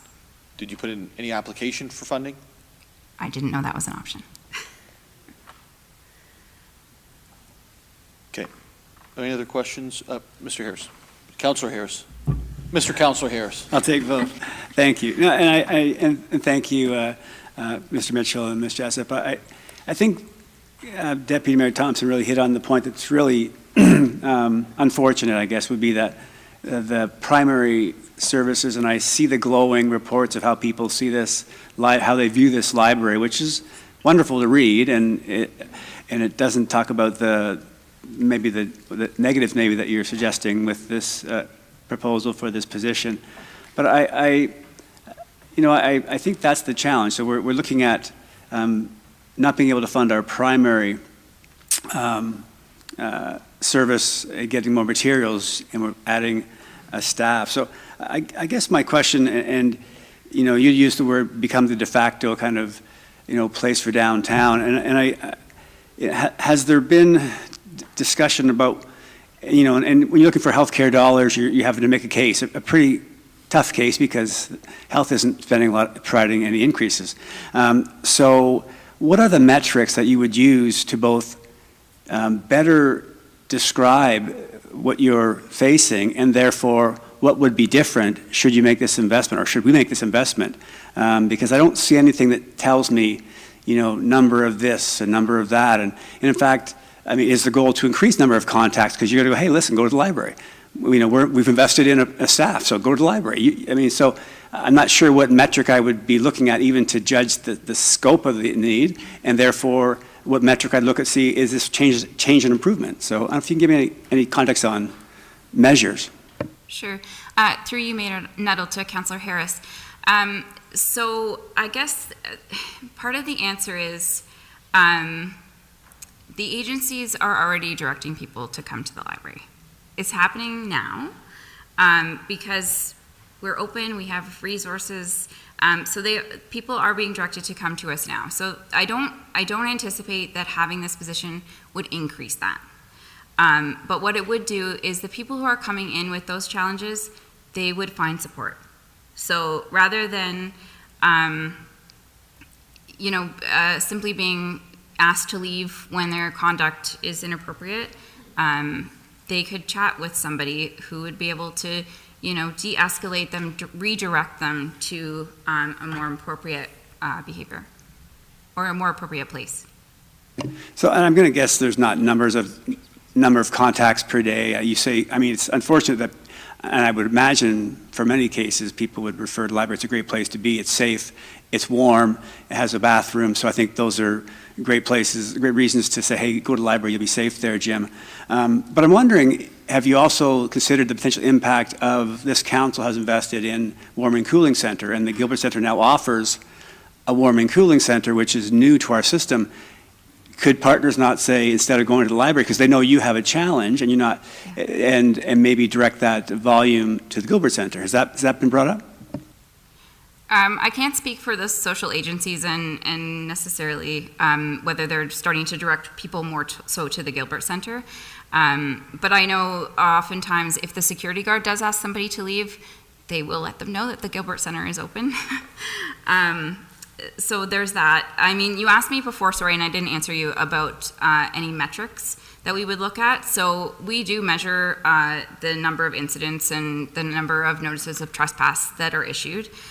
So we would look at those numbers and hopefully see them decrease, right? So I mentioned the Aurelia Public Library. So in the first 6 months when they had adopted this, and they have it as a staffed position, they have, they were looking at 26 incidents, and now they're down to 5. So having that person who is just better able to de-escalate somebody, it really just brings it down to a level that is manageable.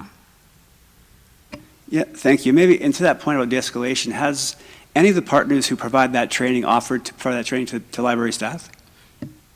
Yeah, so my staff do take de-escalation training, and they take courses in, it's a program called the Homeless Library that's run out of the US, and my staff do participate in that training. So they do learn how to appropriately speak to somebody who is experiencing homelessness or addiction or mental health issues.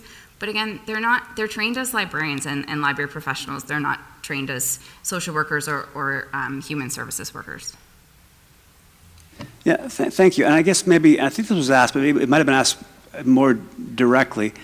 You haven't asked the county for funding. Have you made any other grant applications, or have any of the partners who work in this sector who also really struggled to get added staff, and many were at the finance pre-budget submissions with making their case because they're not getting new resources?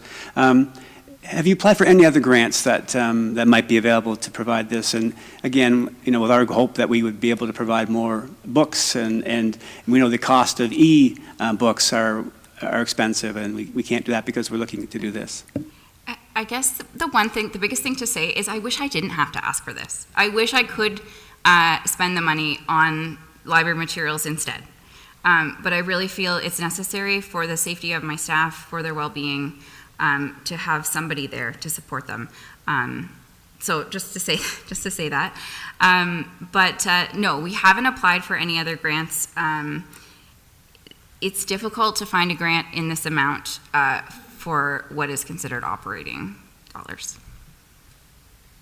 Okay, thank you. Anyway, it's interesting, and I think Deputy Mayor Thompson may have kind of hit the nail on the head. If you want to become the center of services for this population, that might be. I mean, certainly having one FTE, they're not going to be there every day. And what hours? I mean, I guess the question that could go on with hours he'll be there. There's lots there. So I'm going to stop there, Mayor Nuttall. Thank you for the time. Councillor Nixon, I jumped past you, and I apologize. It's all yours for the rest of the night. Okay, thank you. Through you, Mayor Nuttall. Lauren and Austin, thank you for coming. I think we all understand the challenges that you guys and every library in North America, the world, is probably going through. They're all facing the same challenges. Libraries tend to morph or evolve in the last 5 years into warming centers and cooling centers and places of refuge for many. And it's, obviously it's critical that the people your members of the library that go in there, their safety is critical, as well as, your employees. I'm curious as to, and I see 12,000 new members, which is great. I mean, that's amazing. Do we know, is that broken down between, I know you're a member of the library, period. You're not a member of one or the other. But do we know any kind of percentage of people, the new members, who are spending most of their time at which branch? Is that, I don't know if you have any way to track that. Like, is it because of Holly, where they're all going to Holly because it's there now, or is it? I'm reading Lauren's face. It seems like we don't have the exact number offhand. Okay. But through your Mayor Nuttall, I know, everyone does have a home branch. Like, I have, Painswick, for example, is my. Oh, I didn't know there was a home branch. Okay. Yeah, so I don't know if that's mandatory. I know my library card has a home branch, so I use all three, of course, right, as the chair. But Painswick is the one closest to my house.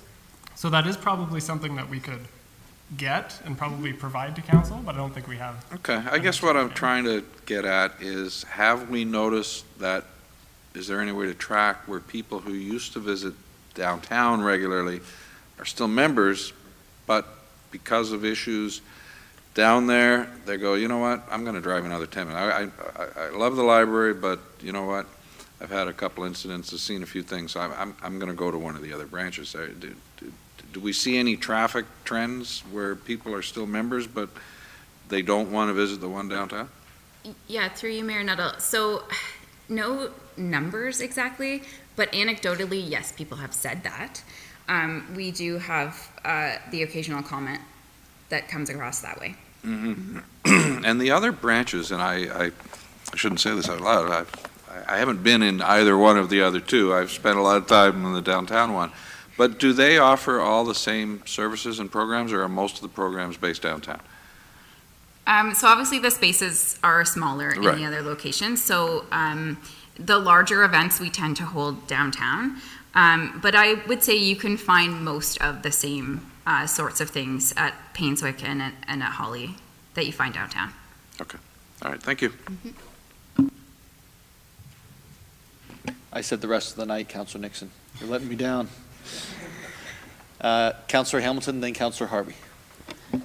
Thank you, and through you, I'm just going to go back to the caseworker for a minute. I don't want to prolong the conversation. I do agree with the need for this position, and I know there's some fears out there that, oh, you know, if we offer this, we're just going to attract maybe more individuals, or the agencies are going to be, you know, saying, oh, the library is a place to go. But the reality is, they're already there. Unhoused individuals are already there. I was there Monday night doing outreach, and our first stop was the library at 7 p.m. It was freezing cold, and a peer support worker went to the library to round up the unhoused individuals, and there was, I think, 12, maybe 14 folks that came out of the library. They're already there. The library needs a service. Where I disagree is where the funding is coming from. I think for the city to start funding directly health and social services, the next presentation we'll hear just how much money we already spend through the county. So before I vote for this, my question, because I think I'm supposed to ask questions for you, is do you know the people 2 rows back there? And if you do not, I would suggest having a conversation prior to council voting, and I would like a follow-up on how that conversation went, and I would like to know whether or not the county was able to provide any funding towards this.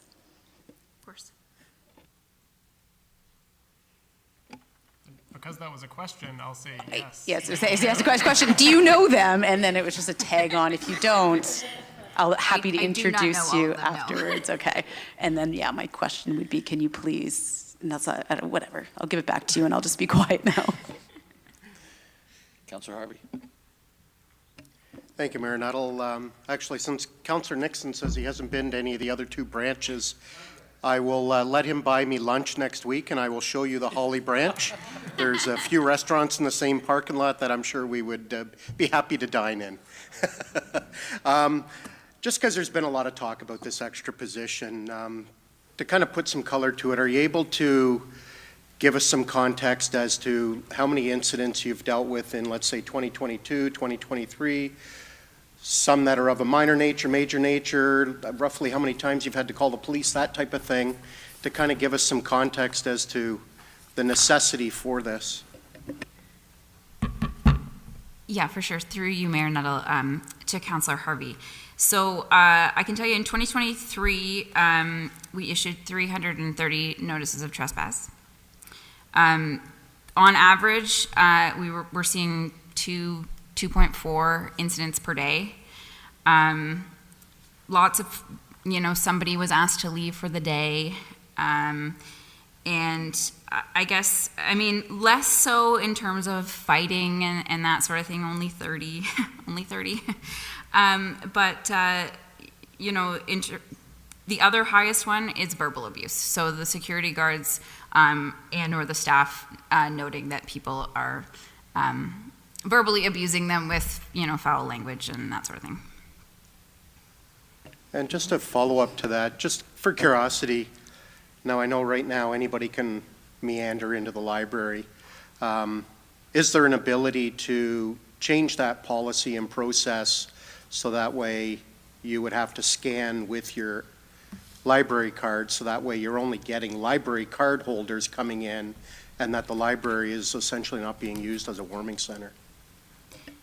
Through your Mayor Nuttall. So the Public Libraries Act means that the library is a public place that has to be available for anyone regardless of whether or not they have a library card. That being said, we do have patron codes of conduct, and that's what Lauren was speaking to. That's why there's notices of trespass. So as soon as someone is considered to be misbehaving based on those behavioral rules, then we can ask them to leave at that point, yeah. Great, thank you. Well, thank you for your presentation this evening, and certainly for your requests, and thank you to you and your staff for all the work you do serving the community, to our board for all the work you do, again, serving our community, and certainly we'll be discussing the library budget along with the rest of the budgets next week, I believe. So thank you again. Thanks very much. Unless I get an appeal otherwise, I was going to go right into the county budget. Is there an appeal for a bio break or anything like that? Okay, so we will jump right into the county budget now. Sorry, you would like 5? Okay, so we're going to take 5 minutes. There's been a request for we can get set up 5 then. minutes. You can get set up. Welcome, Warden. So we'll reconvene at 9:17. Yeah, they're gonna take 5 minutes. I don't blame you.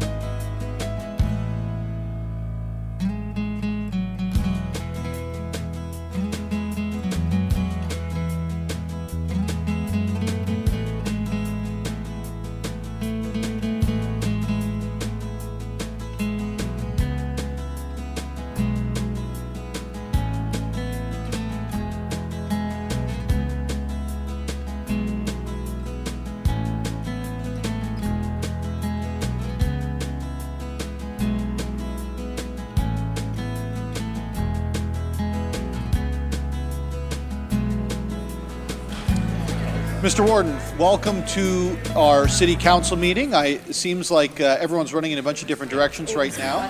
But we're just going to get everyone back to order, and then we'll commence with the presentation.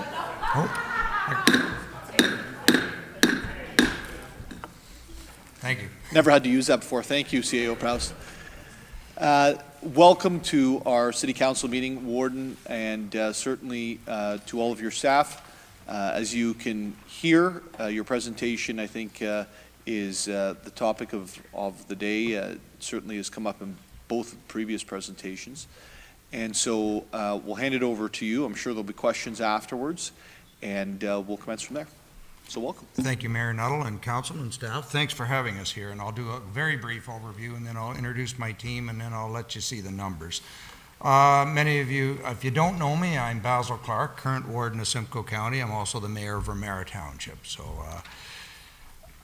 one thing, I've been at Simcoe County now for 18 years, and one of the things I've learned in the time, we really do value our relationship that we have, and we think it is a success, the relationship we have with our two separated cities, the City of Barrie and the City of Barrie.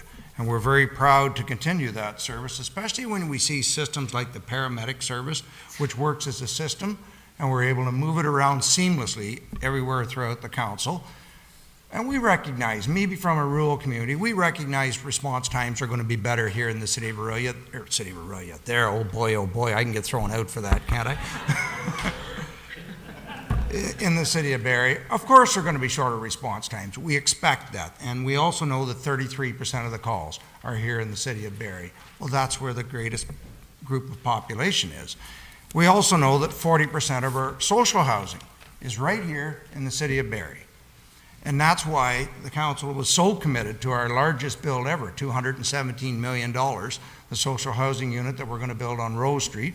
And we're also very happy that we have our Brook Street, our Lucy's Place, and our Tiffin Street projects. Like I said, 40% of the units are here because we understand, myself from a rural community, I know that the folks aren't in Vermera. My homeless people are moving into the cities. We understand that, which is why the support was overwhelming for the build in Barrie, because we understand this is where that service needs to be. And we're working on our 10-point homeless strategy, and in the last 2 years we've actually increased our support to the warming centers that I heard you talking about earlier. And one of the issues we're having is these are the services that have been hit the hardest in the last couple of years, and they're going to continue with the food insecurities now, with the cost of rent, with the cost of utilities. And people struggling with inflation. These are the services that are getting hit the hardest across Simcoe County, as well as paramedics. Our ambulance calls are up now, and you know, that's due to COVID. You're finding out now you can't push pause for 2 years in people's lives and then hit play and expect it's going to carry on. There's people that missed operations. There's folks that missed doctor's appointments. There's people like myself that haven't been in the gym since before COVID hit. You know, our membership's expired and we just haven't got back into that routine, and in the end, your health suffers. We have invested over the past 20 years more than $2 million in RVH, and I believe $9 million to Georgian College, because that is a phenomenal college here in the city, and you folks should be really proud of that. It is really a beacon. So with that, we do understand that our ask has increased this year. We understand that it's about 10% of your overall budget, and we'll have those numbers when we present them here in a few minutes. So overall, our increase will be about 1% on your tax bills, on your total tax bill.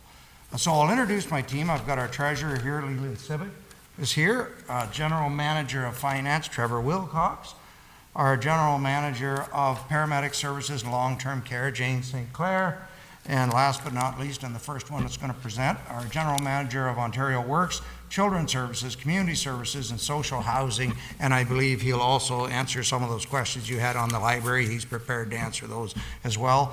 Mina Fayez-Baguette. Mina, if you'd like to take us away. Thank you, Warden. Thank you, Warden. Good evening, Mayor Nuttall and members of council. Thank you for having us.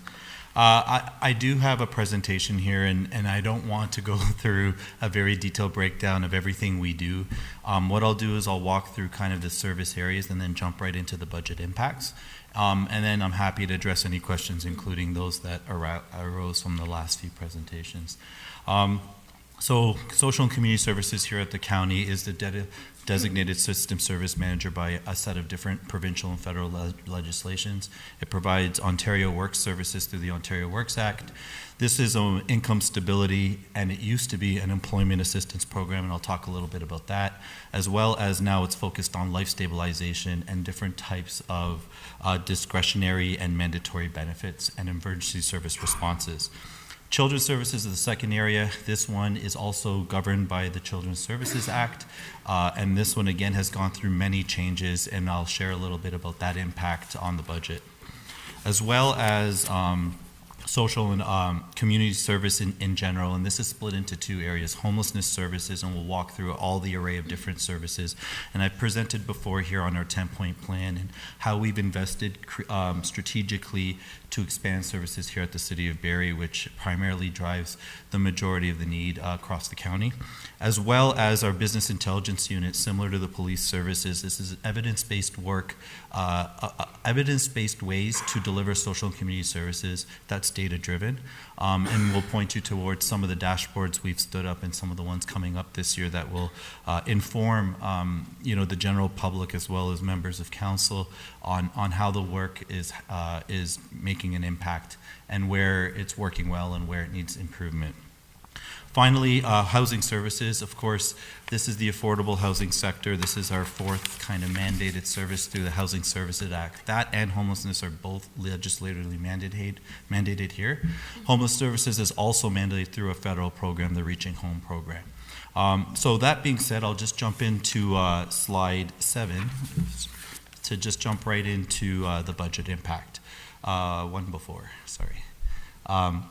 So Ontario Works is the largest impact in this year's budget of $684,000 on the City of Barrie, and this is primarily due to the ending of the employment assistance program through the local service manager. This was a download of a $2.6 million hit across the board this year. In 2024, starting January 1st, the new amalgamated provincial service manager will be taking over all employment assistance programming. While throughout 2023 we knew this was happening, we didn't know how much was going to be reduced, and that reduction announcement kind of came towards the second half of the year. And this is use it or lose it money in 2023. So what we did is we were investing it through a flexible way, and we tried to mitigate down the $2.6 million reduction, and we were able to mitigate it down to $1.4 million. We did this by reducing employment and staff and not refilling vacant positions, reducing benefits for those positions, as well as moving our administrative costs to qualifying programs in children's services and housing services through different funding pockets. So we maximize those on space usage and leaseholds in order to reduce it down by $1.4 million. That being said, there's a couple of other drivers to this number. A small increase in cases shifting back to Barrie. So we saw in 2022 and 2021 a shift away from Barrie. Now you saw about a 1.8 or 2% increase over to the City of Barrie in 2020 at the end of 2023, and we're anticipating that will hold in 24.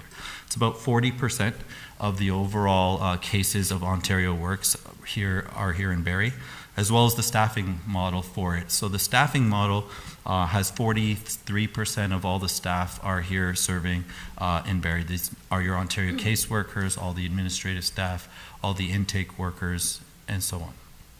Additionally, in 2018, there was a cap on the administrative funding that pays for the staffing, and that cap has been frozen since then, so it's a 50-50 split based on 2018 numbers. So in true actuality, it's closer to a 30-70 split between the municipality and the province. The next one is children's services. So here is an interesting and pretty linear kind of approach that has a different outcome. In children's services, we also saw a major cut in administrative programming by 5%. However, we were given the guidelines 3 years ahead of time that this was happening, and we had 3 years of transitional funding. What we were able to do is apply that transitional funding to those costs, bank the municipal savings from those costs and put them into a reserve, and then we applied them against the 2024 year one cut. So here you're seeing actually an increase in the overall budget by 1.95 million, but a zero impact on both the City of Orillia, the City of Barrie, and the county because we invested those reserves. We have enough reserves through the last 3 years in order to continue this for at least 5 more years. So we will not see the cut in administration in children's services impact either of the two separated cities or the county for the next 5 years. Again, here you're going to see the majority of the spaces offered in childcare services reside here in the City of Barrie, 43.8%. And then just to put it in perspective, the Canada-wide Early and Childcare Program was the greatest and largest expansion in subsidy for childcare that we've seen in probably the last 25 years. This program is driving the cost of childcare down to $10 a day. We reached our first and second targets in year one and year two to get it down from 50 to 25 and now to 12.5 by 2024, with the goal to get it down to 10 by 2026. What that means is you're going to see less child care subsidy program dollars, and you're actually seeing that case number drop. It used to be around 4,400. Last year there was about 3,600 in 2023 children using the subsidy. We'll see that number come down more as we see more uptake on the child and the reduction of the daily cost for all. To put it in perspective, 5 years ago, the budget for this service area was 30 million, now it's 105 million, and that's solely because of the CWELC program and the federal investment in that program. The next service area is community services, and this is one which is a bit of a good news story. Due to the in-year increase of our homelessness prevention program, a provincial funded pocket, and our 10-point strategy, you'll see here that the increase to services was considerable, and it's actually the budget overall increased by about $1 million, $973,000, and there's actually a decrease to the City of Barrie's contribution of $55,000. And that's because we were able to again realign our administrative pockets, qualifying more funding from the provincial and federal government, and reducing the overall municipal burden on both separated cities as well as the county. Here, just to put it in perspective, 51% of the people on our by name list experiencing homelessness reside or identified or say they reside in the City of Barrie, and 54% of all the funding goes to the City of Barrie. Additionally, you'll see that there's been considerable increases in shelter services, outreach services, community safety ambassador programs that we introduced last summer, as well as outreach services. And then again, we're trying to do strategic placement of resources in our partnered agencies like the libraries. So in the City of Orillia, their community social worker that they added is being trained on our HIFIS program to enter in the data of how many people experiencing homelessness are they capturing every day in their programs and services. We also introduced from community services a significant increase to our community safety and investment fund. So we increased that pocket of money by $400,000 in 2023, and we made it available for a multi-year grant, a 2-year grant. That grant closed in October. We did a second round because we held back 2,000 knowing that there would be need in the winter. That grant closed today, ironically, and then we actually received some federal funding on December 23rd with an opportunity to have an investment plan place in 20 days. So we're using that funding to again bolster the community, the social and community investment fund in order to add for additional asks that arise throughout the year. We can qualify asks all the way to March 30th. So this is where we'll engage the library group and see if we can make something work that is more consistent services. One mantra for 2024 for social and community services is I've been talking with our leadership group about the word partnership should be driving every conversation. So not only do we want to align our funded services to better align to those who aren't funded, but we also want to figure out ways to grow the partnership pool of agencies, and this is why we're doing multiple rounds of the Social and Community Investment Fund. We want to cultivate better partnerships throughout the board. A few other 50-50 investments. So while this is a reduction of $55,000, I do want to flag a couple of equal partnerships that we worked with the City of Barrie. Warming and Cooling Center are 50-50 contributions outside of this, and that is right now tracking for the warming center about $75,000 for each, the county and the City of Barrie, as well as the cooling center costs were around $35,000 for each. And we entered into a food security program agreement with our local community churches and nonprofit agencies that are offering meals to guarantee that there's one meal being offered a day for all those experiencing homelessness throughout the year. And that was a $100,000 equal contribution from both us and the City of Barrie. So this is a really good example of the partnerships we're working on and, you know, kind of working together. We are trying to capture the data, so small little plug here. Open.simcoe.ca. Take a look at it. We launched it earlier this year. We're adding more dashboards. You're going to see the forced affordable housing and attainable housing dashboard in the next couple of weeks. It will tell the story. We're aggregating data of all posted rental properties being offered out to really give you a true sense of what average market rent is, what is attainable housing costs right now in the City of Barrie, in the City of Orillia, and across the county. And then this will help us plan our 10-year strategy on affordable housing and homelessness prevention in order to better inform how we respond in the next 10 years to the affordable housing needs across the county. Finally, housing services. So here, there's two real main pockets of funding that we look at. We look at Simcoe County Community Housing Corporation. It demonstrates about a $35 million budget, both capital and operating. Here, there's a slight increase of $44,000 across that budget, and this is basically primarily driven by all the new buildings we're opening in 2024. We're opening the building in Orillia and Brantford, and we're also putting $24 million into the 20 Rose Street construction, which will hopefully be starting this year, knock on wood, as long as we meet all our planning and application targets. But we're looking good for this year to have 3 active builds, 2 coming to a close and 1 starting up. As you're aware, 20 Rose Street is going to demonstrate the largest development in our history together. It is 215 affordable housing units, a community hub space, and now we're engaging different sectors, including the health sector, to make sure that we have a wide array of community services available consistently at that community that we're going to develop. On the social housing, other side of it is the nonprofit sector. So the nonprofit sector here, we're looking at a $144,000 increase, and this is primarily driven by the loans that we give out to the nonprofit sector. So here, 60% of the nonprofit units reside in Barrie, and there are 3 main recipients that are receiving about 50% of the loans going out. So the loans are at $2.5 million. It's usually at $2.5 million. Last year we took a break and brought it down to about $1 million to let people, the agencies, catch up on their capital repairs from previous years due to the pandemic.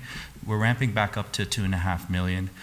This, to put it, is not just a capital repair program, but it is an extension of the ending of operating agreements. So as these providers are free and clear of their mortgages with the province, the former province and federal government funding, the county has no way to maintain or no mandate to continue to maintain that affordability. This is our incentive to maintain it. In order to receive the funding to address your capital backlog and your major repairs, in exchange, you enter into an agreement to maintain your affordability for another 25 years. So while we're developing new and trying to create affordability in many different ways, this is a way to make sure that our existing stock remains affordable. And again, in 2026, we anticipate, as the federal funding subsidies come to an end, we will be using savings instead of investments directly into capital for this. So this will be a net zero impact on budgets in the next few years, depending on how many apply and depending on how many engage. But we're anticipating that as they end, we can not need to make those contributions into reserves, as we'll fund it straight from the savings. That's it for social and community services. Thank you. Thank you, Mina. And we're about 20 minutes into the presentation, and so we're outside of our procedures right now, which are for 10 minutes. So I'll just ask for consent from council to continue the presentation so that the county can finish making their presentation to council. Is everyone good with that? Perfect. Great, and I just introduced my colleague Jane St. Clair, the GM of Health and Emergency Services. Thank you. Thank you very much. Good evening, Mr. Mayor, members of council, and staff. I'm very pleased to present our long-term care and paramedic services budget for 2024. I'll be very brief. I'll just give you a quick overview, starting with our long-term care homes. We have 4 long-term care homes across the county, a total of 544 beds, and we currently have 2 construction projects underway. We're adding 16 beds in our home in Penetanguishene, Georgian Manor, and we're adding an additional 34 beds in our home in Beaton, Simcoe Manor. In addition, our core services at our long-term care homes include respite, which is short stay for caregiver relief. We have memory care units in all 4 of our locations for individuals with cognitive impairment and memory loss needs. We also have, of course, 24/7 nursing and personal care and a number of specialized program areas. So we now have IPAC specialists, infection prevention and control specialists in each of our 4 long-term care homes. We have social workers in each of our 4 long-term care homes, nurse practitioners. We have specialized in bariatric care and service, and we offer a whole continuum of other adjuncts or services, health services, such as dentistry. We have dental hygienists and dentists on site. We have physiotherapists, occupational therapists, registered dietitians, etc.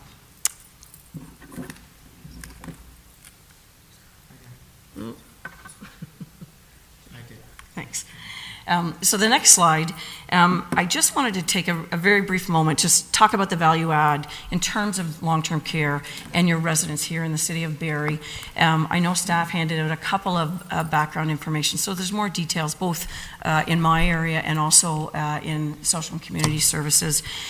But in addition to the 4 long-term care homes, we provide a number of regional programs, and convalescent care is one of those programs within one of our existing long-term care. It provides a short stay focused on rehab for individuals across the entire region. And in addition, we provide specialization peritoneal dialysis in 2 of our long-term care homes. They are the only homes within the entire catchment area that offer this specialized support for long-term care residents. We also are the lead. We provide a regional program around behavioral support services. So we have a team of approximately 35 staff that are placed in all 26 long-term care homes across the region, including the 10 located in the City of Barrie. And they provide daily ongoing support to the staff teams in each of those long-term care homes around managing and providing additional support for behavioral support needs. In addition, we just opened last year as part of this geriatric mental health program for behaviors. We have a specialized, again, it's another regional program in one of our homes called a behavioral support transition unit. And I can tell you, we've been up and running over a year now. It's been very successful. We have a significant partnership with all area hospitals, but we've had a very good relationship with the Royal Victoria Regional Health Centre. They were one of the first hospitals to partner with us around this new program, and we have actively worked with them for them to discharge patients who are considered ALC in their hospital into these behavioral support units so they can receive a heightened, a more intensive care plan so that they can eventually transition into a home environment, either in another long-term care home or within the community. And we have a number of other types of regional type programs. So a digital health coordinator, again, we have a dedicated resource funded by the county that's in all 10 of the long-term care homes here in Barrie and all 26 across the region that help promote that virtual connection in terms of medical support services. Housing, we have lots of different senior-specific housing across the region, again in the City of Barrie, where we provide wraparound services to help keep them in their homes. And we also have a number of other programs like the long-term care. You may recall me talking about this last year, diagnostic and imaging project.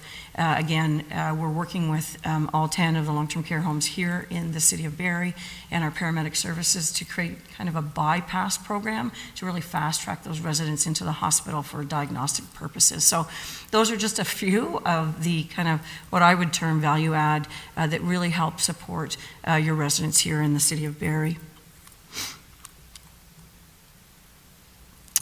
With that, I'll provide just a very brief overview of paramedic services. We have approximately 406 direct care or frontline paramedics within the region. We provide both primary and advanced care paramedicine.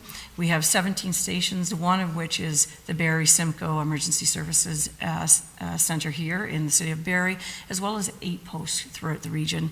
We have another branch called Community Paramedicine, which has really 3 subcomponents.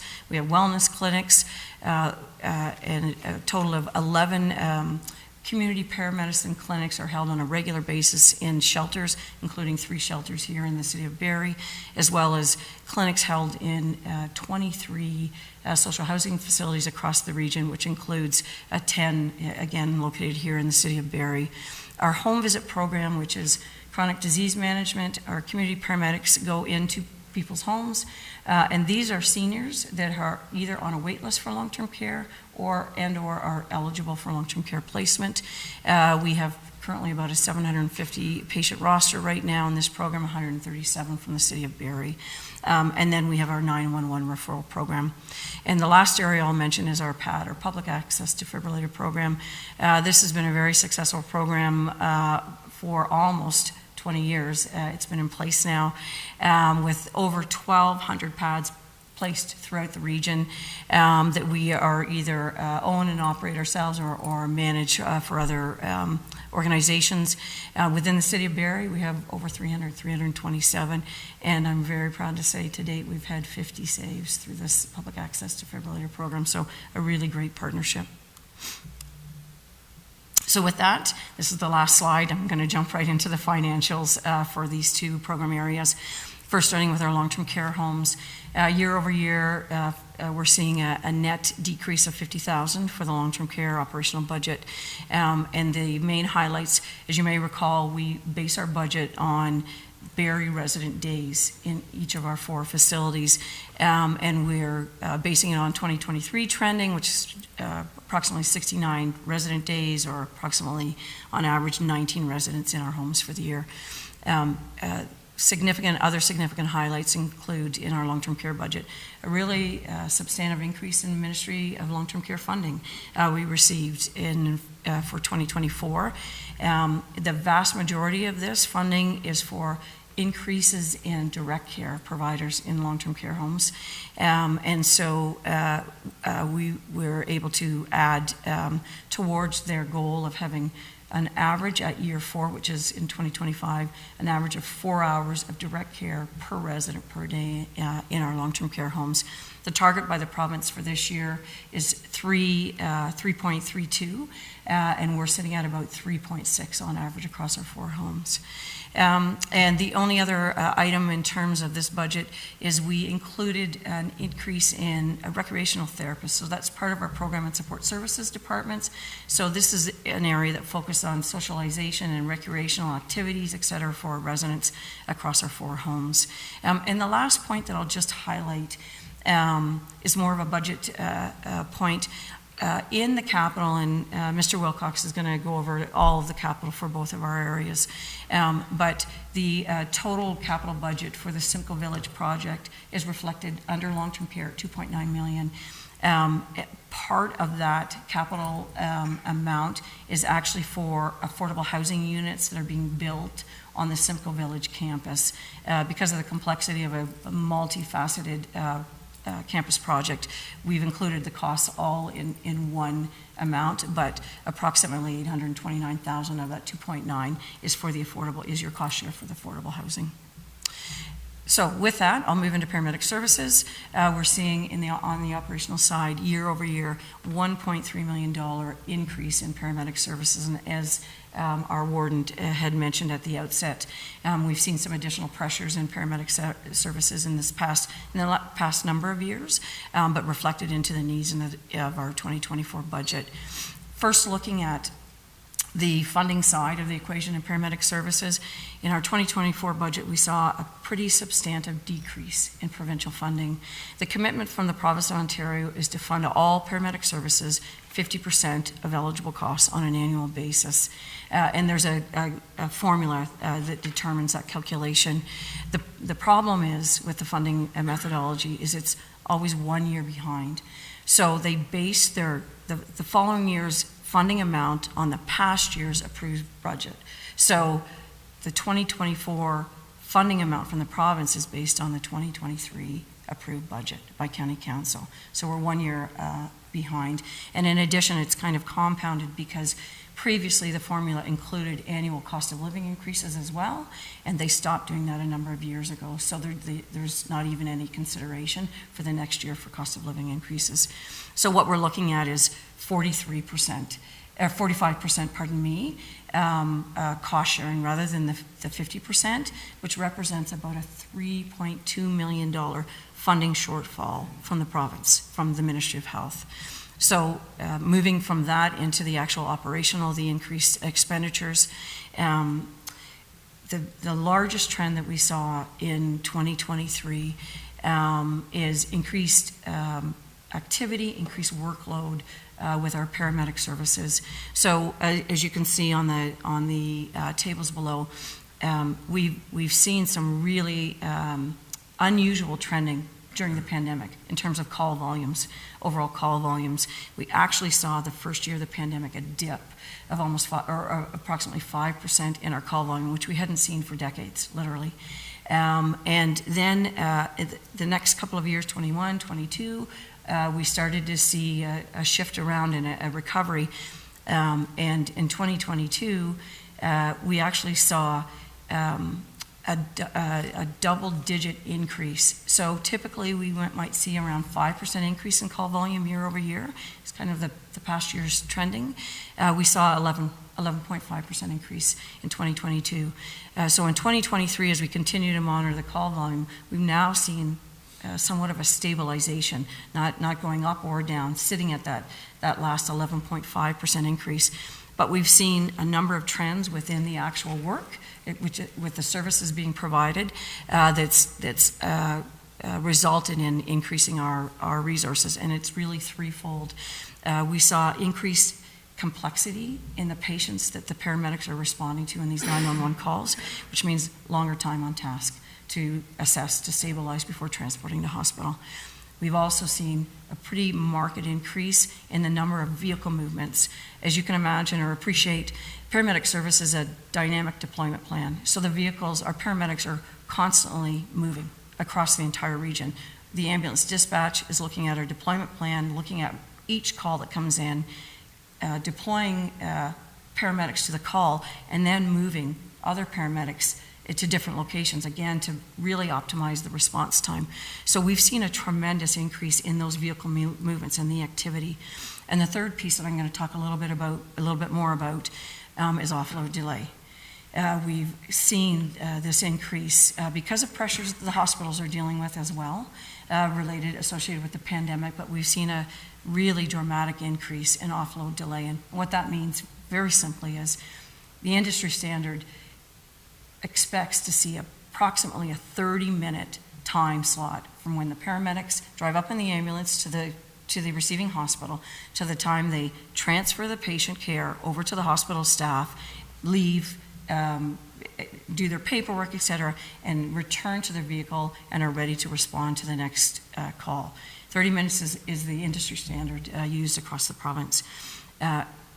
Pre-pandemic, we've always been working very closely with our partner hospitals. We saw an average across the 6 hospitals that we work closely with, 35 minutes is the response time, or that standard. That's not 30 minutes, but 35 showed tremendous improvement and really a reasonable time frame. We've seen over the last several years a steady increase. In 2022, it went up to 59 minutes. So almost double, just under double. And then by the third quarter in 2023, we saw it up over an hour. And when we do the calculations on that, it's almost 1 million minutes. It's 16,000 hours of time our paramedics have been spending in the hospitals, in the emergency departments, over and above that 30-minute standard during that year. During 2022 was the year so if you can appreciate the pressures on the broader system when our paramedics can't respond, they can't get out there. And that time, that 16,000, represents probably approximately 23,000 calls. That's still, if you measure the average length of a call from start to finish. And so So the additional resources recommended, first and foremost, were 6 frontline paramedics, and that, as well as 2 platoon supervisors. And the supervisors, the increases are very closely related to the increased frontline staffing. The supervisor positions are incredibly important. They're not only responding to calls to support the medics in real time, but there's a whole host of other duties and responsibilities that they're actively doing. So this was related to those pressures, the increased activity, and we measure increased activity with another metric. Paramedic Services has many, many measures. It's called unit hour utilization. UHU is the short form, and it actually measures, and it's another provincial standard used in emergency services that actually the guidelines are your services should be busy for approximately 35% of the time in an hour, an hour's time. And our monitoring this, we saw in 2023, it had increased up to 45%, and which means that there's less availability of those paramedics because they're busier during that hour window to respond to the next call. And it also impacts the paramedics themselves because in emergency services, and you can appreciate this with police and fire, given the nature of their service and the critical nature of the responses, they also need to balance their responses with downtime. And so that impacts frontline staff well-being as well. So those are the critical factors that we really reviewed and led us to increasing the frontline paramedics and the supervisors. The other piece that I'll very quickly speak to is that offload delay again. What we've done is we're approved to go forward with a pilot. We work very closely with the hospitals, and there's a couple of really good news stories as part of this. We've received a substantive increase in offload delay funding from the province for 2024, which means we can fund all of our hospitals across the region now to have a dedicated nurse in their emergency departments to help with receiving patients from our paramedics and move them through the system and get the care they need in a much quicker manner. So we've now received, we used to have funding only in the largest hospital, which is the Royal Victoria Regional Health Centre. We now have funding for all of the hospitals and are moving forward with that. And in addition, we've brought in a provincial expert to work on the whole flow in emergency departments. So we're anticipating that with these additional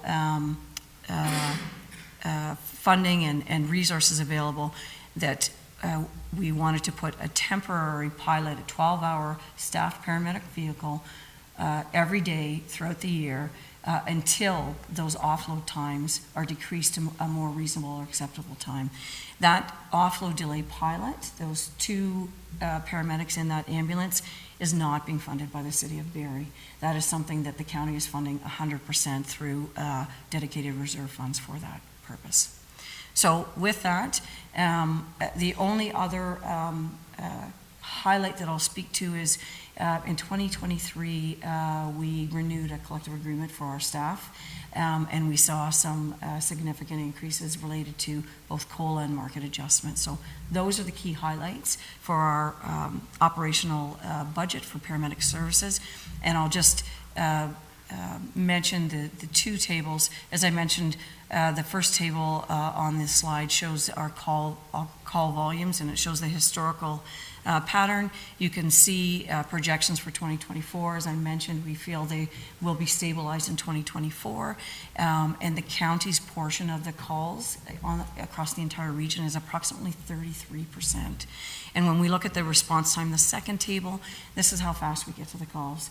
And you can see for the City of Barrie and on a region-wide basis, we're projecting a decrease in our response time, which is moving in a really progressive manner. So with that, I'll stop there and I'll turn it over to Mr. Wilcox. Thank you.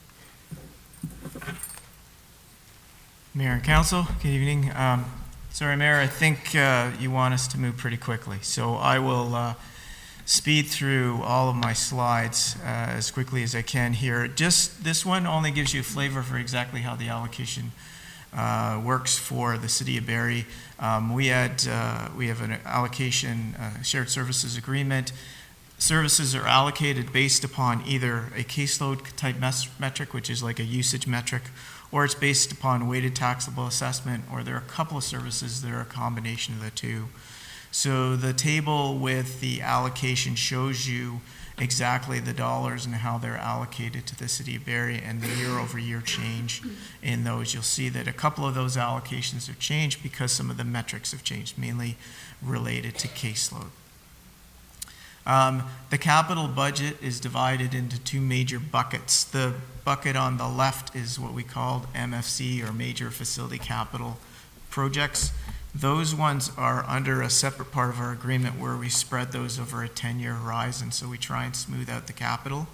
And that's the calculation, and that's what's shown on the left. On the right is largely asset management type needs, so ongoing maintenance and smaller capital needs. Those are combined together into our overall capital calculation, so we add them together, but we use the MFC calculation. We divide the current year by 10, we add it to the prior year's amounts, and then we have an interest charge that's based upon Infrastructure Ontario 10-year rates, so the best rates that are available to municipalities, in order to calculate the total adjusted capital. And that brings it down to the total adjusted capital for the year. From a total perspective then, that looks in this chart, provides you with all of the different services, a multi-year trending, so you can see where they've been and where they're going. As you can see, the two major services this year that had significant budget impacts is paramedic services and Ontario Works. So as were described by those two areas, we had some significant budget increases and challenges in those areas. The other area is not so much, mainly in line with what you would expect, some actually a little bit below inflationary pressures. So a total operating increase of 11.7% for the year. Adding in the adjusted capital amount, you get to the very bottom line, which is a 12.8% increase year over year for the total operating and capital. Now that is the county portion increase. Our portion is approximately 10% of the total budget for the taxpayers of Barrie. We'd take the 12.8%, we'd subtract off growth because the current taxpayers are not really funding that, or the DCs that are eligible. So our estimate is an increase of about 9.9% effective against the taxpayers, which when calculated against a 10% portion is about a 1% total across impact to the residents of Barrie. With that, we're happy to take any questions. Thank you very much. Thank you for the presentation. I'll draw members of council to page 282 in the service partner budget and financial review. You'll see that we had, about a 16.2% increase, or 1.33% of an impact to our taxpayers. That CEO Prowse, is that what's being presented tonight, an updated version, or is there a discrepancy between the amount delineated? Through you, Mayor Nuttall. So how the city funds some of the capital request is not completely the same as what was presented. If you remember, we do have our own county capital contribution. So the spreading of the costs over 10 years, we then fund that from our county capital reserve. So we do have a bit of a larger increase of 1.5 million because that reserve is going negative. So to fund the capital request, we got to bump it up. So that's adding a little bit more pressure to our budget as presented. So the number that we have in here combines the county's information translated into our reserve needs. So the total is, for us, it is 16.2% and it is 1.33% on the tax bill. Correct. So the 4.2 million, 1.5 of that's related to capital needs, and then the remaining difference of 2.8 is driven by the operating needs of the county. Thank you. I'm going to ask a few questions first, members of council. I'm going to go a little backwards here, but before I do, I'm going to ask that there be no preambles. Just go directly into your questions when you have them. Get direct answers. We're going to be not debating it tonight. We're going to be debating it next week, and so I think it's important that we do get the evening on track in terms of timing. I have a few very specific questions. Are there cross-funding between agency or between departments internally at the county? So when I heard about the long-term care centers having social workers, are those funded through the through Mina's department as their social workers? Are they funded through the long-term care independently? Through you, Mr. Mayor. The social workers in the long-term care homes are funded through the long-term care budget. Okay, thank you. And in terms of the other levels of governments and their support for the County of Simcoe and the services that are provided, can you give us a breakdown of the federal and provincial dollars that have been collected by the county with regards to the services that we're contributors to?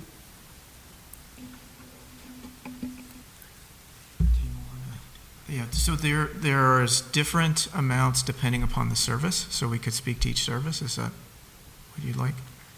Sure. Maybe the quicker thing would be, could we get an email over the next few days that shows us, for instance, there was I believe a $10 million increase in homelessness prevention funding, but that's one of many pieces the province works and has a relationship with the county on. So if we could have a breakdown of all of those, so we better understand what portion's coming from municipal, what portion's coming from either provincial. Maybe I don't know if there is. Maybe there's federal grants as well that are tapped into for specific items, so we can better understand what level of government's paying what percentage for what. Is that something we can get back?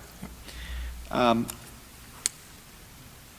other question I had was, we're in a negotiation year this year.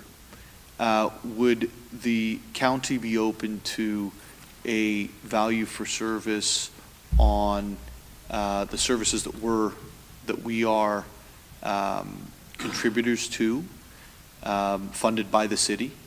Is that something that we would consider in terms of an audit of where we're effective, where we're not effective, funded by the city towards the services that the county provides? I can't speak for council, but as far as staff goes, we are always open to looking at sharing what we have in terms of numbers to review. We have the staff liaison committee that we meet with your staff with on a regular basis and can provide information either through that. But if this is a special analysis, is that what you're suggesting?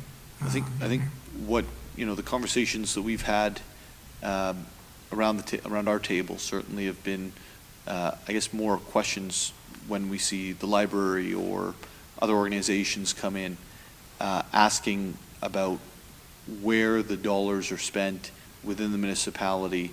And quite frankly, it doesn't matter if it's long-term care or if it's social services, but where are we against our peers? How well are we doing?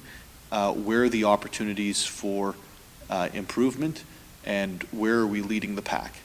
Those are questions we ask internally at the City of Barrie every day, and I'm sure you ask the same questions at the county, but this would provide one of your major customers, probably your largest customer being the City of Barrie, the opportunity to better understand the services that are provided and the successes and the opportunities for improvement. Certainly. So we can certainly say we'd look at, I don't even know if your contract's the same as the Aurelia contract, because it was something that was agreed on. So we're certainly willing to look, and council would look at any other options that are out there and certainly bring them to the table.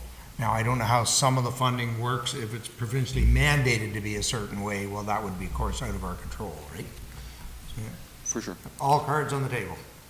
Beautiful. Through you, Mayor, so would we liaison with your staff in terms of setting that up? Is that? Oh, we haven't passed anything requesting that. I'm just asking if there would be an opening if we were to Through ask. you, we are always open to looking at any kind of review that can help us improve things moving forward. Thank you. I'll now go to members of council who would like to. Councillor Harvey. Yeah, thank you, Mayor Nuttall. This question's probably going to shock you, but it's for Miss Sinclair. Just kind of curious, why only 6 paramedics? Like, obviously the county's huge, and you talked about even how the problem's even grown with the offload times, and I'm just kind of curious how you came up with the ratio of 6 frontline paramedics to the 2 supervisors, because that additional ratio seems to be a little out of whack in comparison to what a supervisor to frontline ratio should be. Through you, Mr. Mayor. So specifically around the supervisor, the 2 supervisors versus the 6, the 2 supervisors is part of a bigger analysis. So there is, again, industry standards and recommendations around ratios of supervisors in terms of reporting and span of control. So in terms of reporting, the recommendations are 1 supervisor for every 30 paramedics, frontline paramedics. That's for reporting relationship. The span of control, that means the supervisors who are actively on duty, how many paramedics are they supervising within their required area or their catchment area. And that's a smaller ratio, 1 to 20. And so we analyzed, and we actually have a predictive model for both capital planning and operational planning. And so we map out typically on a 10-year trajectory how many paramedics we anticipate year over year based on growth and other types of variables that impact our service. And then we look at the ratios. We have X number of paramedics. That means to maintain those best practices or those guiding principles, the industry standards, we need to have so many supervisors for the reporting relationship and the span of control. So 2024 budget, those 2 supervisors weren't just based on the additional 6 frontline paramedics. It was based on the total number of paramedics that we have in operation. So it's kind of a complex formula, but there is very specific methodology around it, and we were at, without adding the 2 supervisors, we'd be at, for a reporting ratio, for example, I think it's 1 supervisor for 37 paramedics. So that's the kind of the methodology or the criteria behind those recommendations. And in terms of the 6 resources themselves, the frontline, the paramedics, as part of that predictive model, we have a modeling tool that again looks at growth factors, it looks at call volumes, it looks at response times, it looks at all of our stations, it looks at a multitude of different variables, and we actually feed into this predictive model that data, and it actually will identify if we add a resource here, if we add a 12-hour ambulance, if we add a 24-hour rapid response unit, et cetera, it'll actually show us with some confidence what the impact in response times will be for that catchment area. And so I'm trying to be simplified because it's a pretty complex model that we utilize to help with our projections and our recommendations. But with this particular year, with those 6 FTEs, which is comprised of, overall we're adding a 12-hour ambulance on nights in Penetang, a 12-hour ambulance, an additional 12-hour ambulance in Innisfil, and then of course the 12-hour ambulance, which is part of the pilot, which will be located in ESSA. With those, just the 6 FTEs, we're looking at improvements in response times to 14 of the 18 municipalities, direct improvements to the response times. So it actually shows us what we can anticipate in terms of how quickly we get there under certain markers. So I hope that's helpful, but it's a very complex process, and we have to look at a wide swath of different variables to really understand what the needs are going forward year on year. Yeah, no, thank you. Actually, way more detail than I was expecting. But yeah, no, I'm obviously, only because I'm just looking at the back end, the publicly posted response times and stuff, and that's where I'm thinking, like, I mean, 6 is great, but we'd obviously need way more, in my opinion anyway, to get to where we need for the response times. And then obviously, like the way you correlated the supervisor to frontline Yes. is very different. So I come from a policing background, and the ratios are way different than that, much lower, to be quite honest with you. So thank you for your answer. You're welcome. Councilor Negussi, I have you next. Thank you, Mayor Noddle. Under the social community service slide in page 5, slide number 5, it talks about homelessness prevention and everything. So my question is, there are numerous reasons for homelessness issue, it's obvious, and one of the primary contributors in this is addiction and mental illness. So to support the most vulnerable community members, I believe we need a fundamental solution rather than keep moving a vicious circle. And my question to you is, are there any plan to establish a permanent rehabilitation center in the county of Simcoe? Thank you, through you, Mr. Mayor. Thank you, Councillor, for the question. So the way we're mandated through this Housing Services Act is homelessness services, and it delineates health services as not part of the mandate of a municipality, but by the province. That being said, what we're finding more and more is our investments happening in supportive housing and supportive on-site services at all of our programs. So while we can't do rehab and rehabilitation, because that's just not what we're funded to do within our guidelines and legislation, what we can do is partner with different agencies who are funded. So for example, we're working very closely with Waypoint, which is our mental health and addiction acute care hospital in Midland, and we're trying to align their services within our shelter systems. Similarly, with our street outreach teams or our rapid response or emergency response outreach teams, we want to layer in not only community paramedic services, but also mental health and addiction services funded by CMHA or LOFT. So while those agencies can receive that funding to do that work, it's more responsive work. In terms of like bedded rehabilitation programs, that's strictly like Ministry of Health or Ontario Health funded programming. I have one more question. Through to you, Mayor Noddle. So the other thing is I'm on the library board, and as you have heard, Barrie Library is having a hard time, and I'm just wondering if there is any fund for a social, worker position. Through you, Mr. Mayor, the answer is yes. We spoke outside. I did point him to the right directions. We also do sit and attend the library CEO table. So the county is there as an ex officio member or an advisory member as invited, but also the libraries play a bigger role in our local immigration partnership work. So there is where the partnerships are being developed. To be very transparent, the City of Collingwood's library system, City of Midland's library system, City of Aurelia's library system came to us and said, "Hugh, we want to invest in this. What do you think?" And then we discuss what layered service would work versus what support we could give versus what straight up funding we could provide. And each of them chose a different path.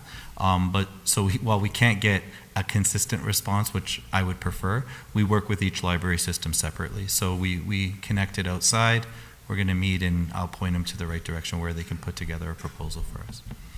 That's great. Thank you. Thank you. Okay, I'm seeing no other hands, so I just saw a hand. Councilor Morales. Sorry, thank you, Mayor Nettle. Thank you for the presentation. I was cleaning my office the other day. I found an old amendment here. I think this is from 2022. It's signed MM, so I'm assuming that's former Councilor McCann. And I believe this amendment was passed, that the county of Simcoe be requested to reduce her budget by $200,000. My question for this is as follows. Obviously, everybody's facing cost issues and inflation issues. And I believe some of you were around for 2022, so it's a fair question because it shows the trend line, and I just want to see, ask in terms of efficiencies.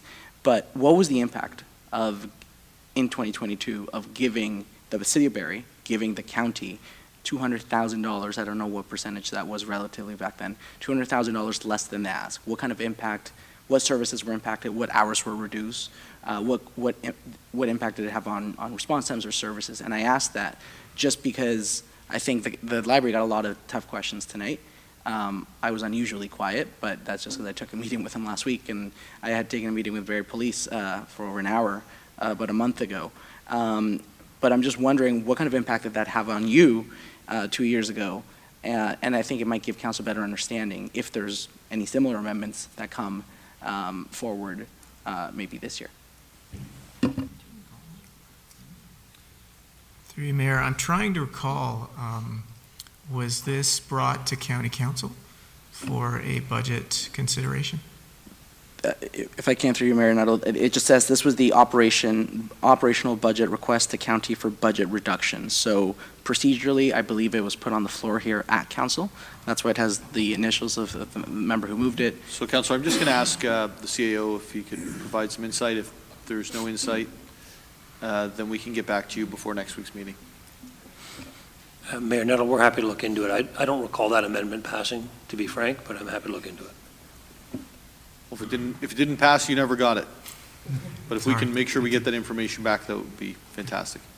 Does that help, Councilor Morales? Yeah, no, fair enough. If it didn't pass, like, why would I have brought it up? I thought it did. I thought actually it was unusually quiet when it passed. I thought it'd get more deliberation. That said, I'm just wondering that, again, in those years where both COVID concerns, limited incomes because people weren't working as much or at all, I'm just wondering, and I really appreciated how the library broke down, like, here's our obligations that are non-negotiable, here's our inflationary impacts, and then this is our potential increase in service, pilot project, et cetera. So I actually, while a tough number, I appreciate the breakdown of that, and I'm just wondering what would be a comparable way for if the county, and I know that's tough in the time of day, but to almost break down the percentage ask.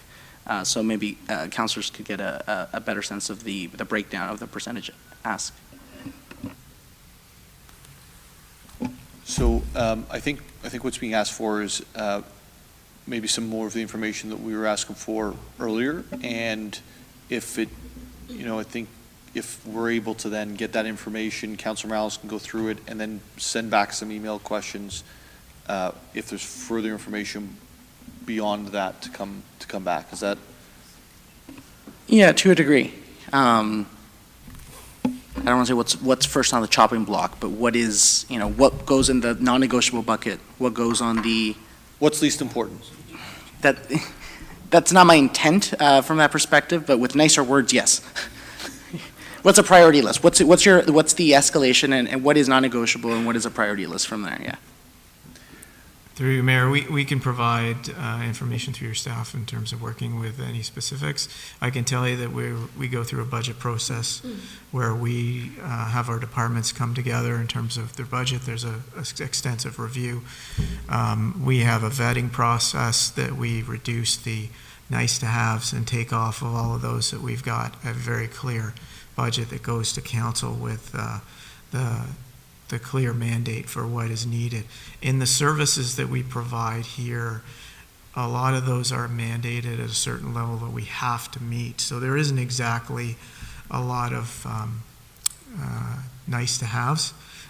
There are some that, as you've heard, articulated why the increases are this year is because we've had impacts from the province and we've had impacts from the services that we need and as example in paramedic services. Yeah, no, I understand that. I understand that you wouldn't have brought forward a budget that wasn't prioritized by your staff. I'm just saying that if you didn't get the full ask, what would come off first? That's what I mean. I fully understand that every single service provider vets through their staff, prioritizes, and brings it forward. So I think, Mayor Nuttall, I think you captured kind of my intent on that. And to be fair, again, the library got lots of tough questions, but fair questions, and they kind of, at least visually, maybe not to a level of detail, visualize that. So I just wanted to kind of get an idea if the county could do that as well.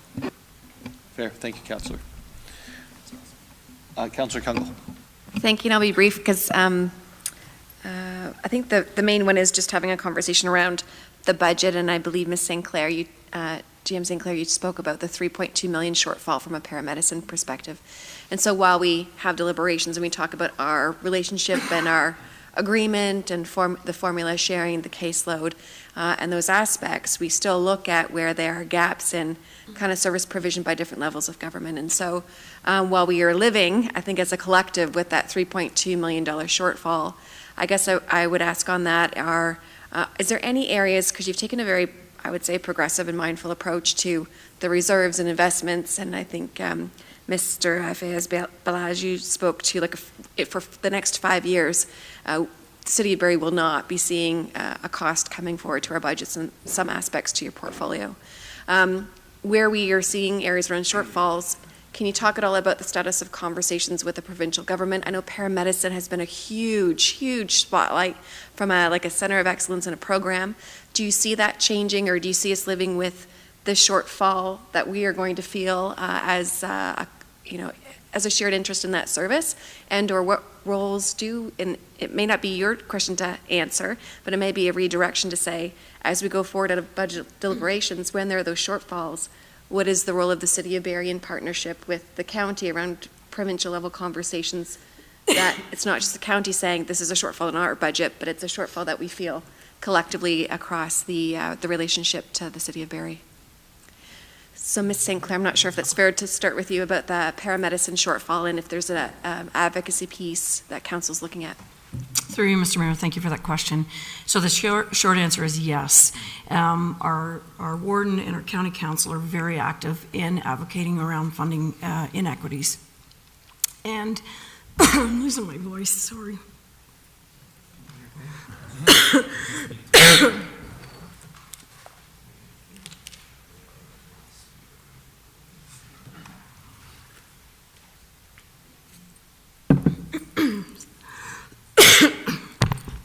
So I'm recovering from a cold, and I talk too much. So we are very strongly advocating, excuse me, around funding shortfalls like this.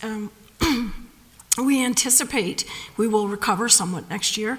This year in particular, we were hit pretty significantly with not only the need for additional resources, but because there was a collective agreement and it was coupled with not just COLA, but market adjustments. So we saw a particular significant increase in our operational costs.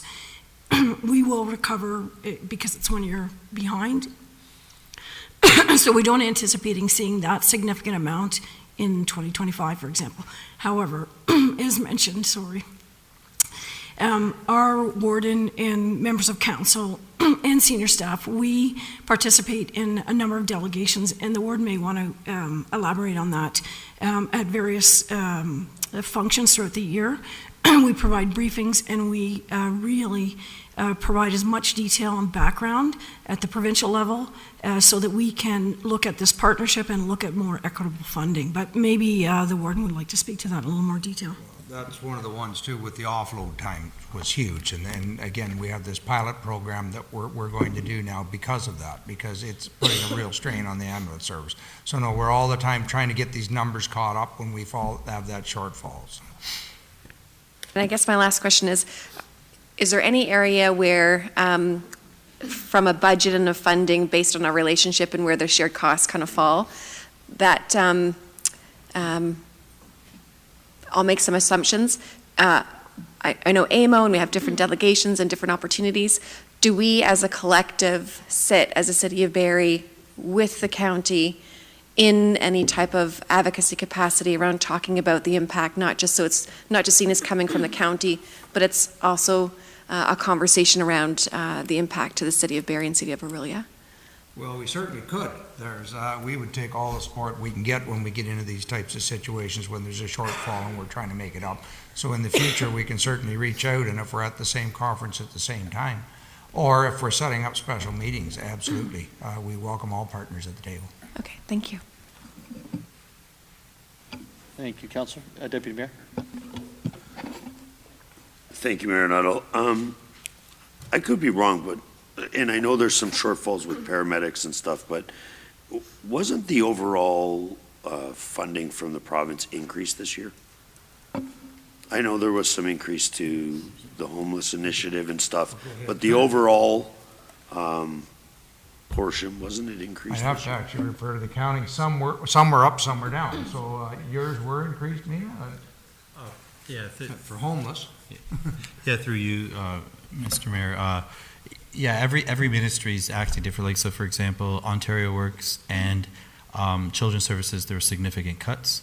One of them we knew about, and we were working towards a strategy. The other one was we knew it was coming 2024, we didn't know how much. And it was one of those things where you cannot not spend that funding in year or you lose it, so we were investing it in a way that we can draw down and mitigate the cut. So that was Ontario Works. Homelessness saw a significant increase. So that saw about almost an $11 million increase for our homelessness prevention program.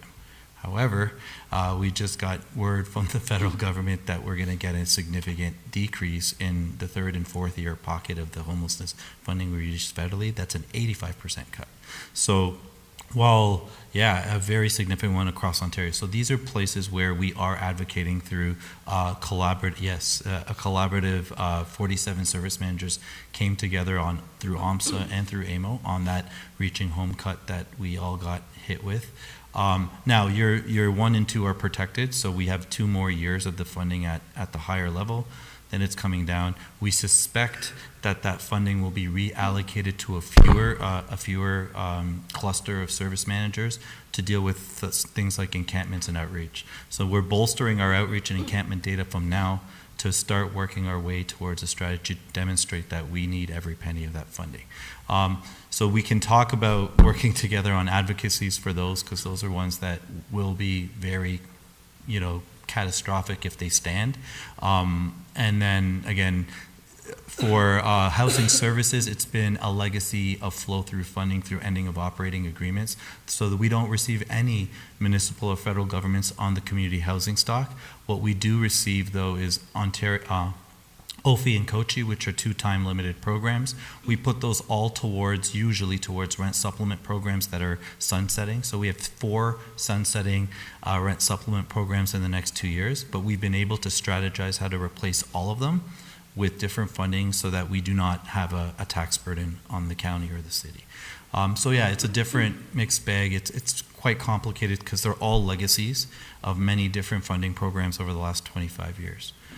Perfect. Yeah, I was just trying to do some math there, and just with some of our announcements and stuff, I thought the actual dollar amount was slightly more, but I could be wrong with some of the, obviously, ministries decreasing, but I thought the overall, I just wanted to see if that was the case. I have one follow-up question. I believe it was last year or possibly the year before, the movement was to remove or start selling off the single homes and stuff. And I was just wondering, how's that working out? I've had a few residents call that are nervous about that. Obviously, they live in one of your homes. And I was just wondering if that's still the plan going forward, and is it moving at the pace you felt? Through you, Mr. Mayor. So we have an array of single-family homes in the community housing stock. The ones that were identified for resale were the ones to generate revenue to develop a more efficient and more needed, quite frankly, affordable housing structure. So this is Rose Street. So the contributions from those sales are being put into reserves. It's actually progressing right on pace, actually a little bit ahead.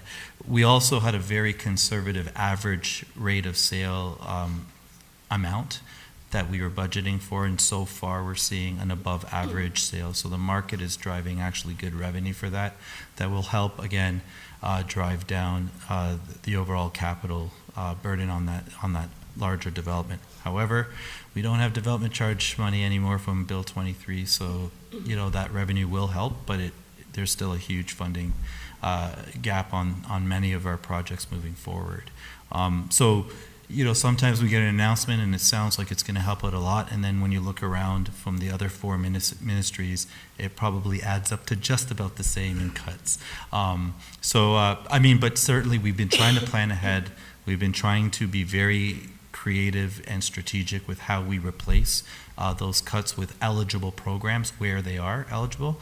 But of course, like across ministries, you can't. So you can't take a lot of the children's service money and put it towards housing and vice versa. So they are separate pockets of funding with strict guidelines that, tell you what's eligible. Well, thank you, and again, thank you for the presentation. I think highlighting at the end there, the changes to Bill 23 with relation to social housing is something I brought up at the county, but certainly something we need to do a better job of communicating to the province about. The funding for that has been moved to the tax base, right? So, the dollars that we are transferring as part of this, part of those dollars in that 1.33% that's going to be hitting our tax bill, part of those dollars are related to a reduction in Bill 23. As we are funding right now, I think there's three major expansions going on, one in Orillia, one in Bradford, and Barrie to start this year. And so we should be eyes wide open that there are effects from 23 that are hitting home. I mean, just one follow-up. You have an 85% reduction happening over, so are we in year one of it? Is 24 year one, so 25 is year two? Yes, correct, Mr. Mayor. We have a 4-year funding pocket, and we've been notified that year 3 and 4 is where that cut is dropping off. So 26, 25, and 26, and it's fiscal, so it straddles two of our years. So 25, 26 will be the first hit, and then the next hit will be the following year.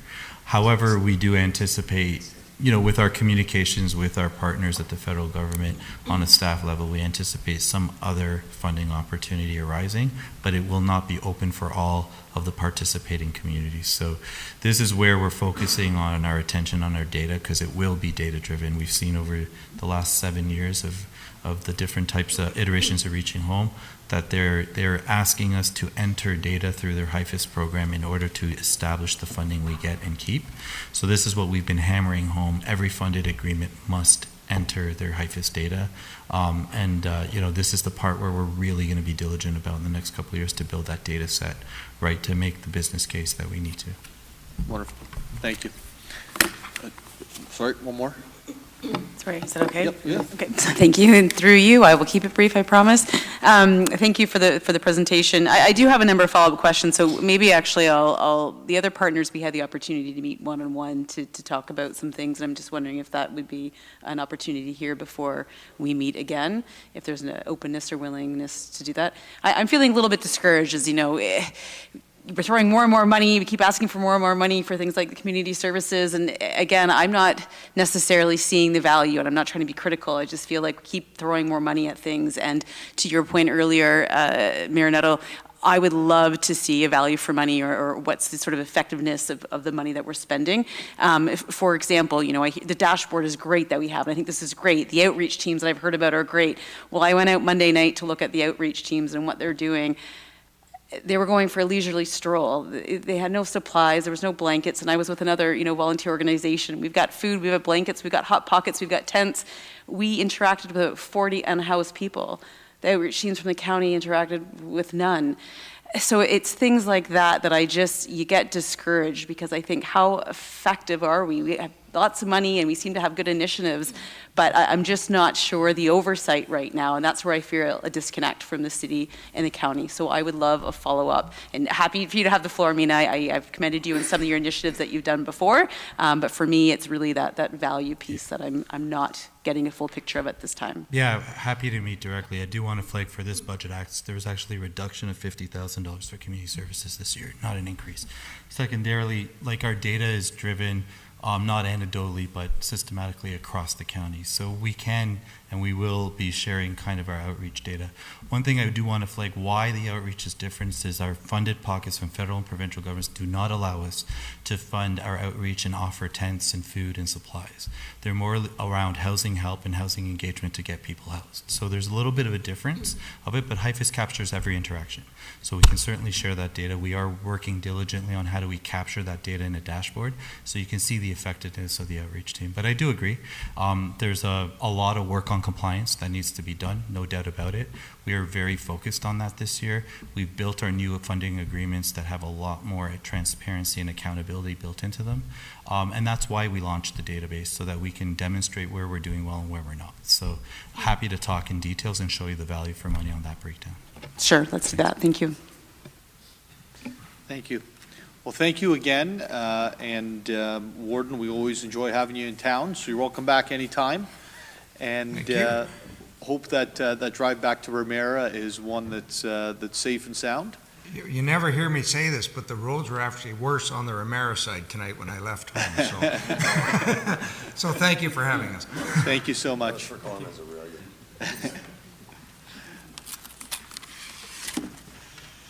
Okay, we have completed the third presentation, and I just wanted to, if it's okay, Mackenzie, I just wanted to highlight something that was said to me, and I was actually really impressed that this was said to me by our student mayor. But when we were talking about some of the items tonight, he said, you know, aren't these provincial responsibilities, not municipal? And we end up doing a lot of that. So that was a sharp look, and I wouldn't be being fair. It wouldn't be fair to you to leave out the other half of it, which was, you know, when you're going into the provincial responsibilities, I start to get concerned about the cost. So I thought, wow, this is a very insightful young man. So thank you for bringing that up, and I just wanted to share it. When I was student mayor, we were allowed to speak, but after I was student mayor, we weren't, and that's another story for another day. We're now at inquiries. Are there any inquiries other than the 100 questions we asked earlier? Seeing none. I'll move on to announcements. Deputy Mayor? I have none. No announcements? Announcements? Councillor? I'll be quick, but one is just more of a, as you're driving home tonight and you might want to bypass the waterfront for the nice view of the City of Barrie sign lit up in blue. It is Alzheimer's Awareness Month in January. Welcoming everyone to be across Barrie to be lighting up blue to help raise awareness. Members of our community have really stood up about creating dementia-friendly spaces and businesses, including the McLaren as an example. So just wanted to say thank you again to staff for lighting up the signage, the Five Points Theatre, and downtown. The other one, if I may, I don't know what's in your pocket of announcements, so I'm going to apologize if I precede you on this, Mayor Nuttall. But sometimes we have the great opportunity to celebrate accomplishments of staff. And one announcement was shared by email, but I thought because of the relationship to City Council, it would be great to embarrass Tara a little bit by saying she's been our deputy clerk, and she has been an amazing representative and supporting us through that. And we have been informed that she has just accepted the position of Coordinator of Elections and Special Projects in the Legislative and Court Services Department on a permanent basis. So great that you're staying with us, and I thought it very much deserves some public recognition.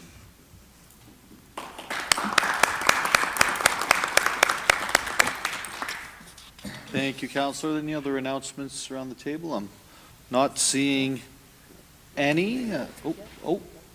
Well, just because you have your hand up, it doesn't mean I see it. You know? I'm a little slow on the draw. It's a little late this evening. I had to pull it up. Okay, so I would like to invite residents of 3-4 to our community town hall on Monday, February 5th, where you can ask questions, express concerns, and interact with your neighbors, provide feedback on city projects. It's important to have your participation. I can't wait to see you all there. It's Monday, February 5th at 5:30 p.m. at the Royal Canadian Legion on St. Vincent Street in Barrie. And I'm sure this is true for Councillor Kungl as well. But if you can't attend and would like to submit your questions anonymously, or would like to submit your questions anonymously, please reach out to me at amy.courser@barrie.ca. Thank you, Councillor.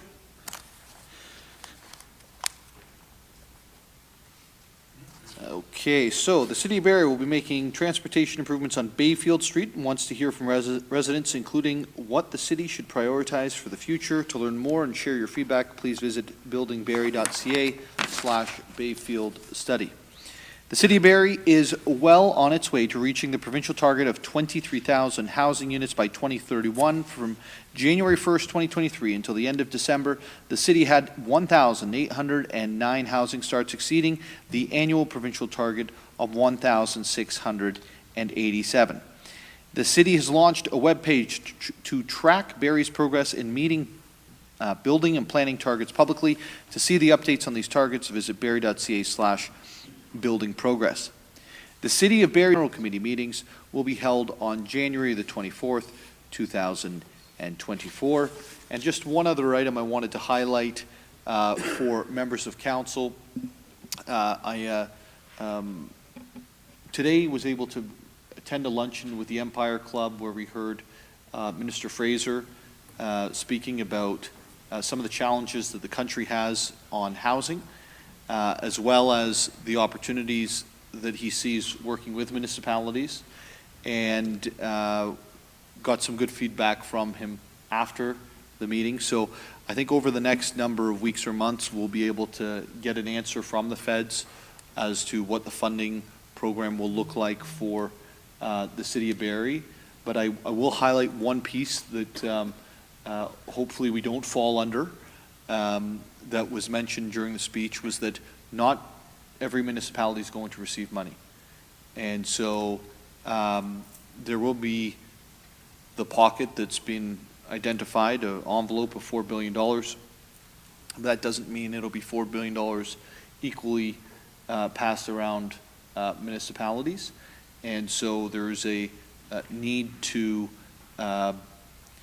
adhere to the requests that the federal government has made to date with regards to the removal of exclusionary zoning. And so I know that's coming back at some point, but I just want to pass that on as immediately as it was passed on to us, and quite frankly, the entire Empire Club. We'll now go on to the bylaws. Deputy Mayor Thompson. Moved by myself, second by Councillor Courser, that leave be granted to introduce the following bills, and these bills be read a first, second, third time this day and finally passed. Bill 2, 3, 4, 5, 6.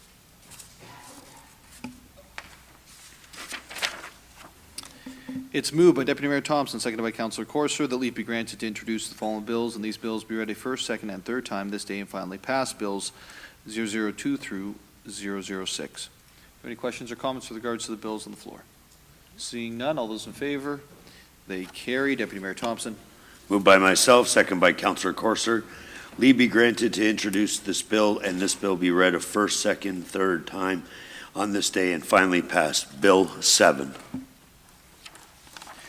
It's moved by Deputy Mayor Thompson and seconded by Councillor Courser that the confirmation bylaw, the leave be granted to introduce the bill, and this bill be read a first, second, and third time this day and finally passed. Bill 7. All those in favor, it carries. Do I have a motion to adjourn? I've got Councillor Harvey and Councillor Harris. All those in favor of adjournment, it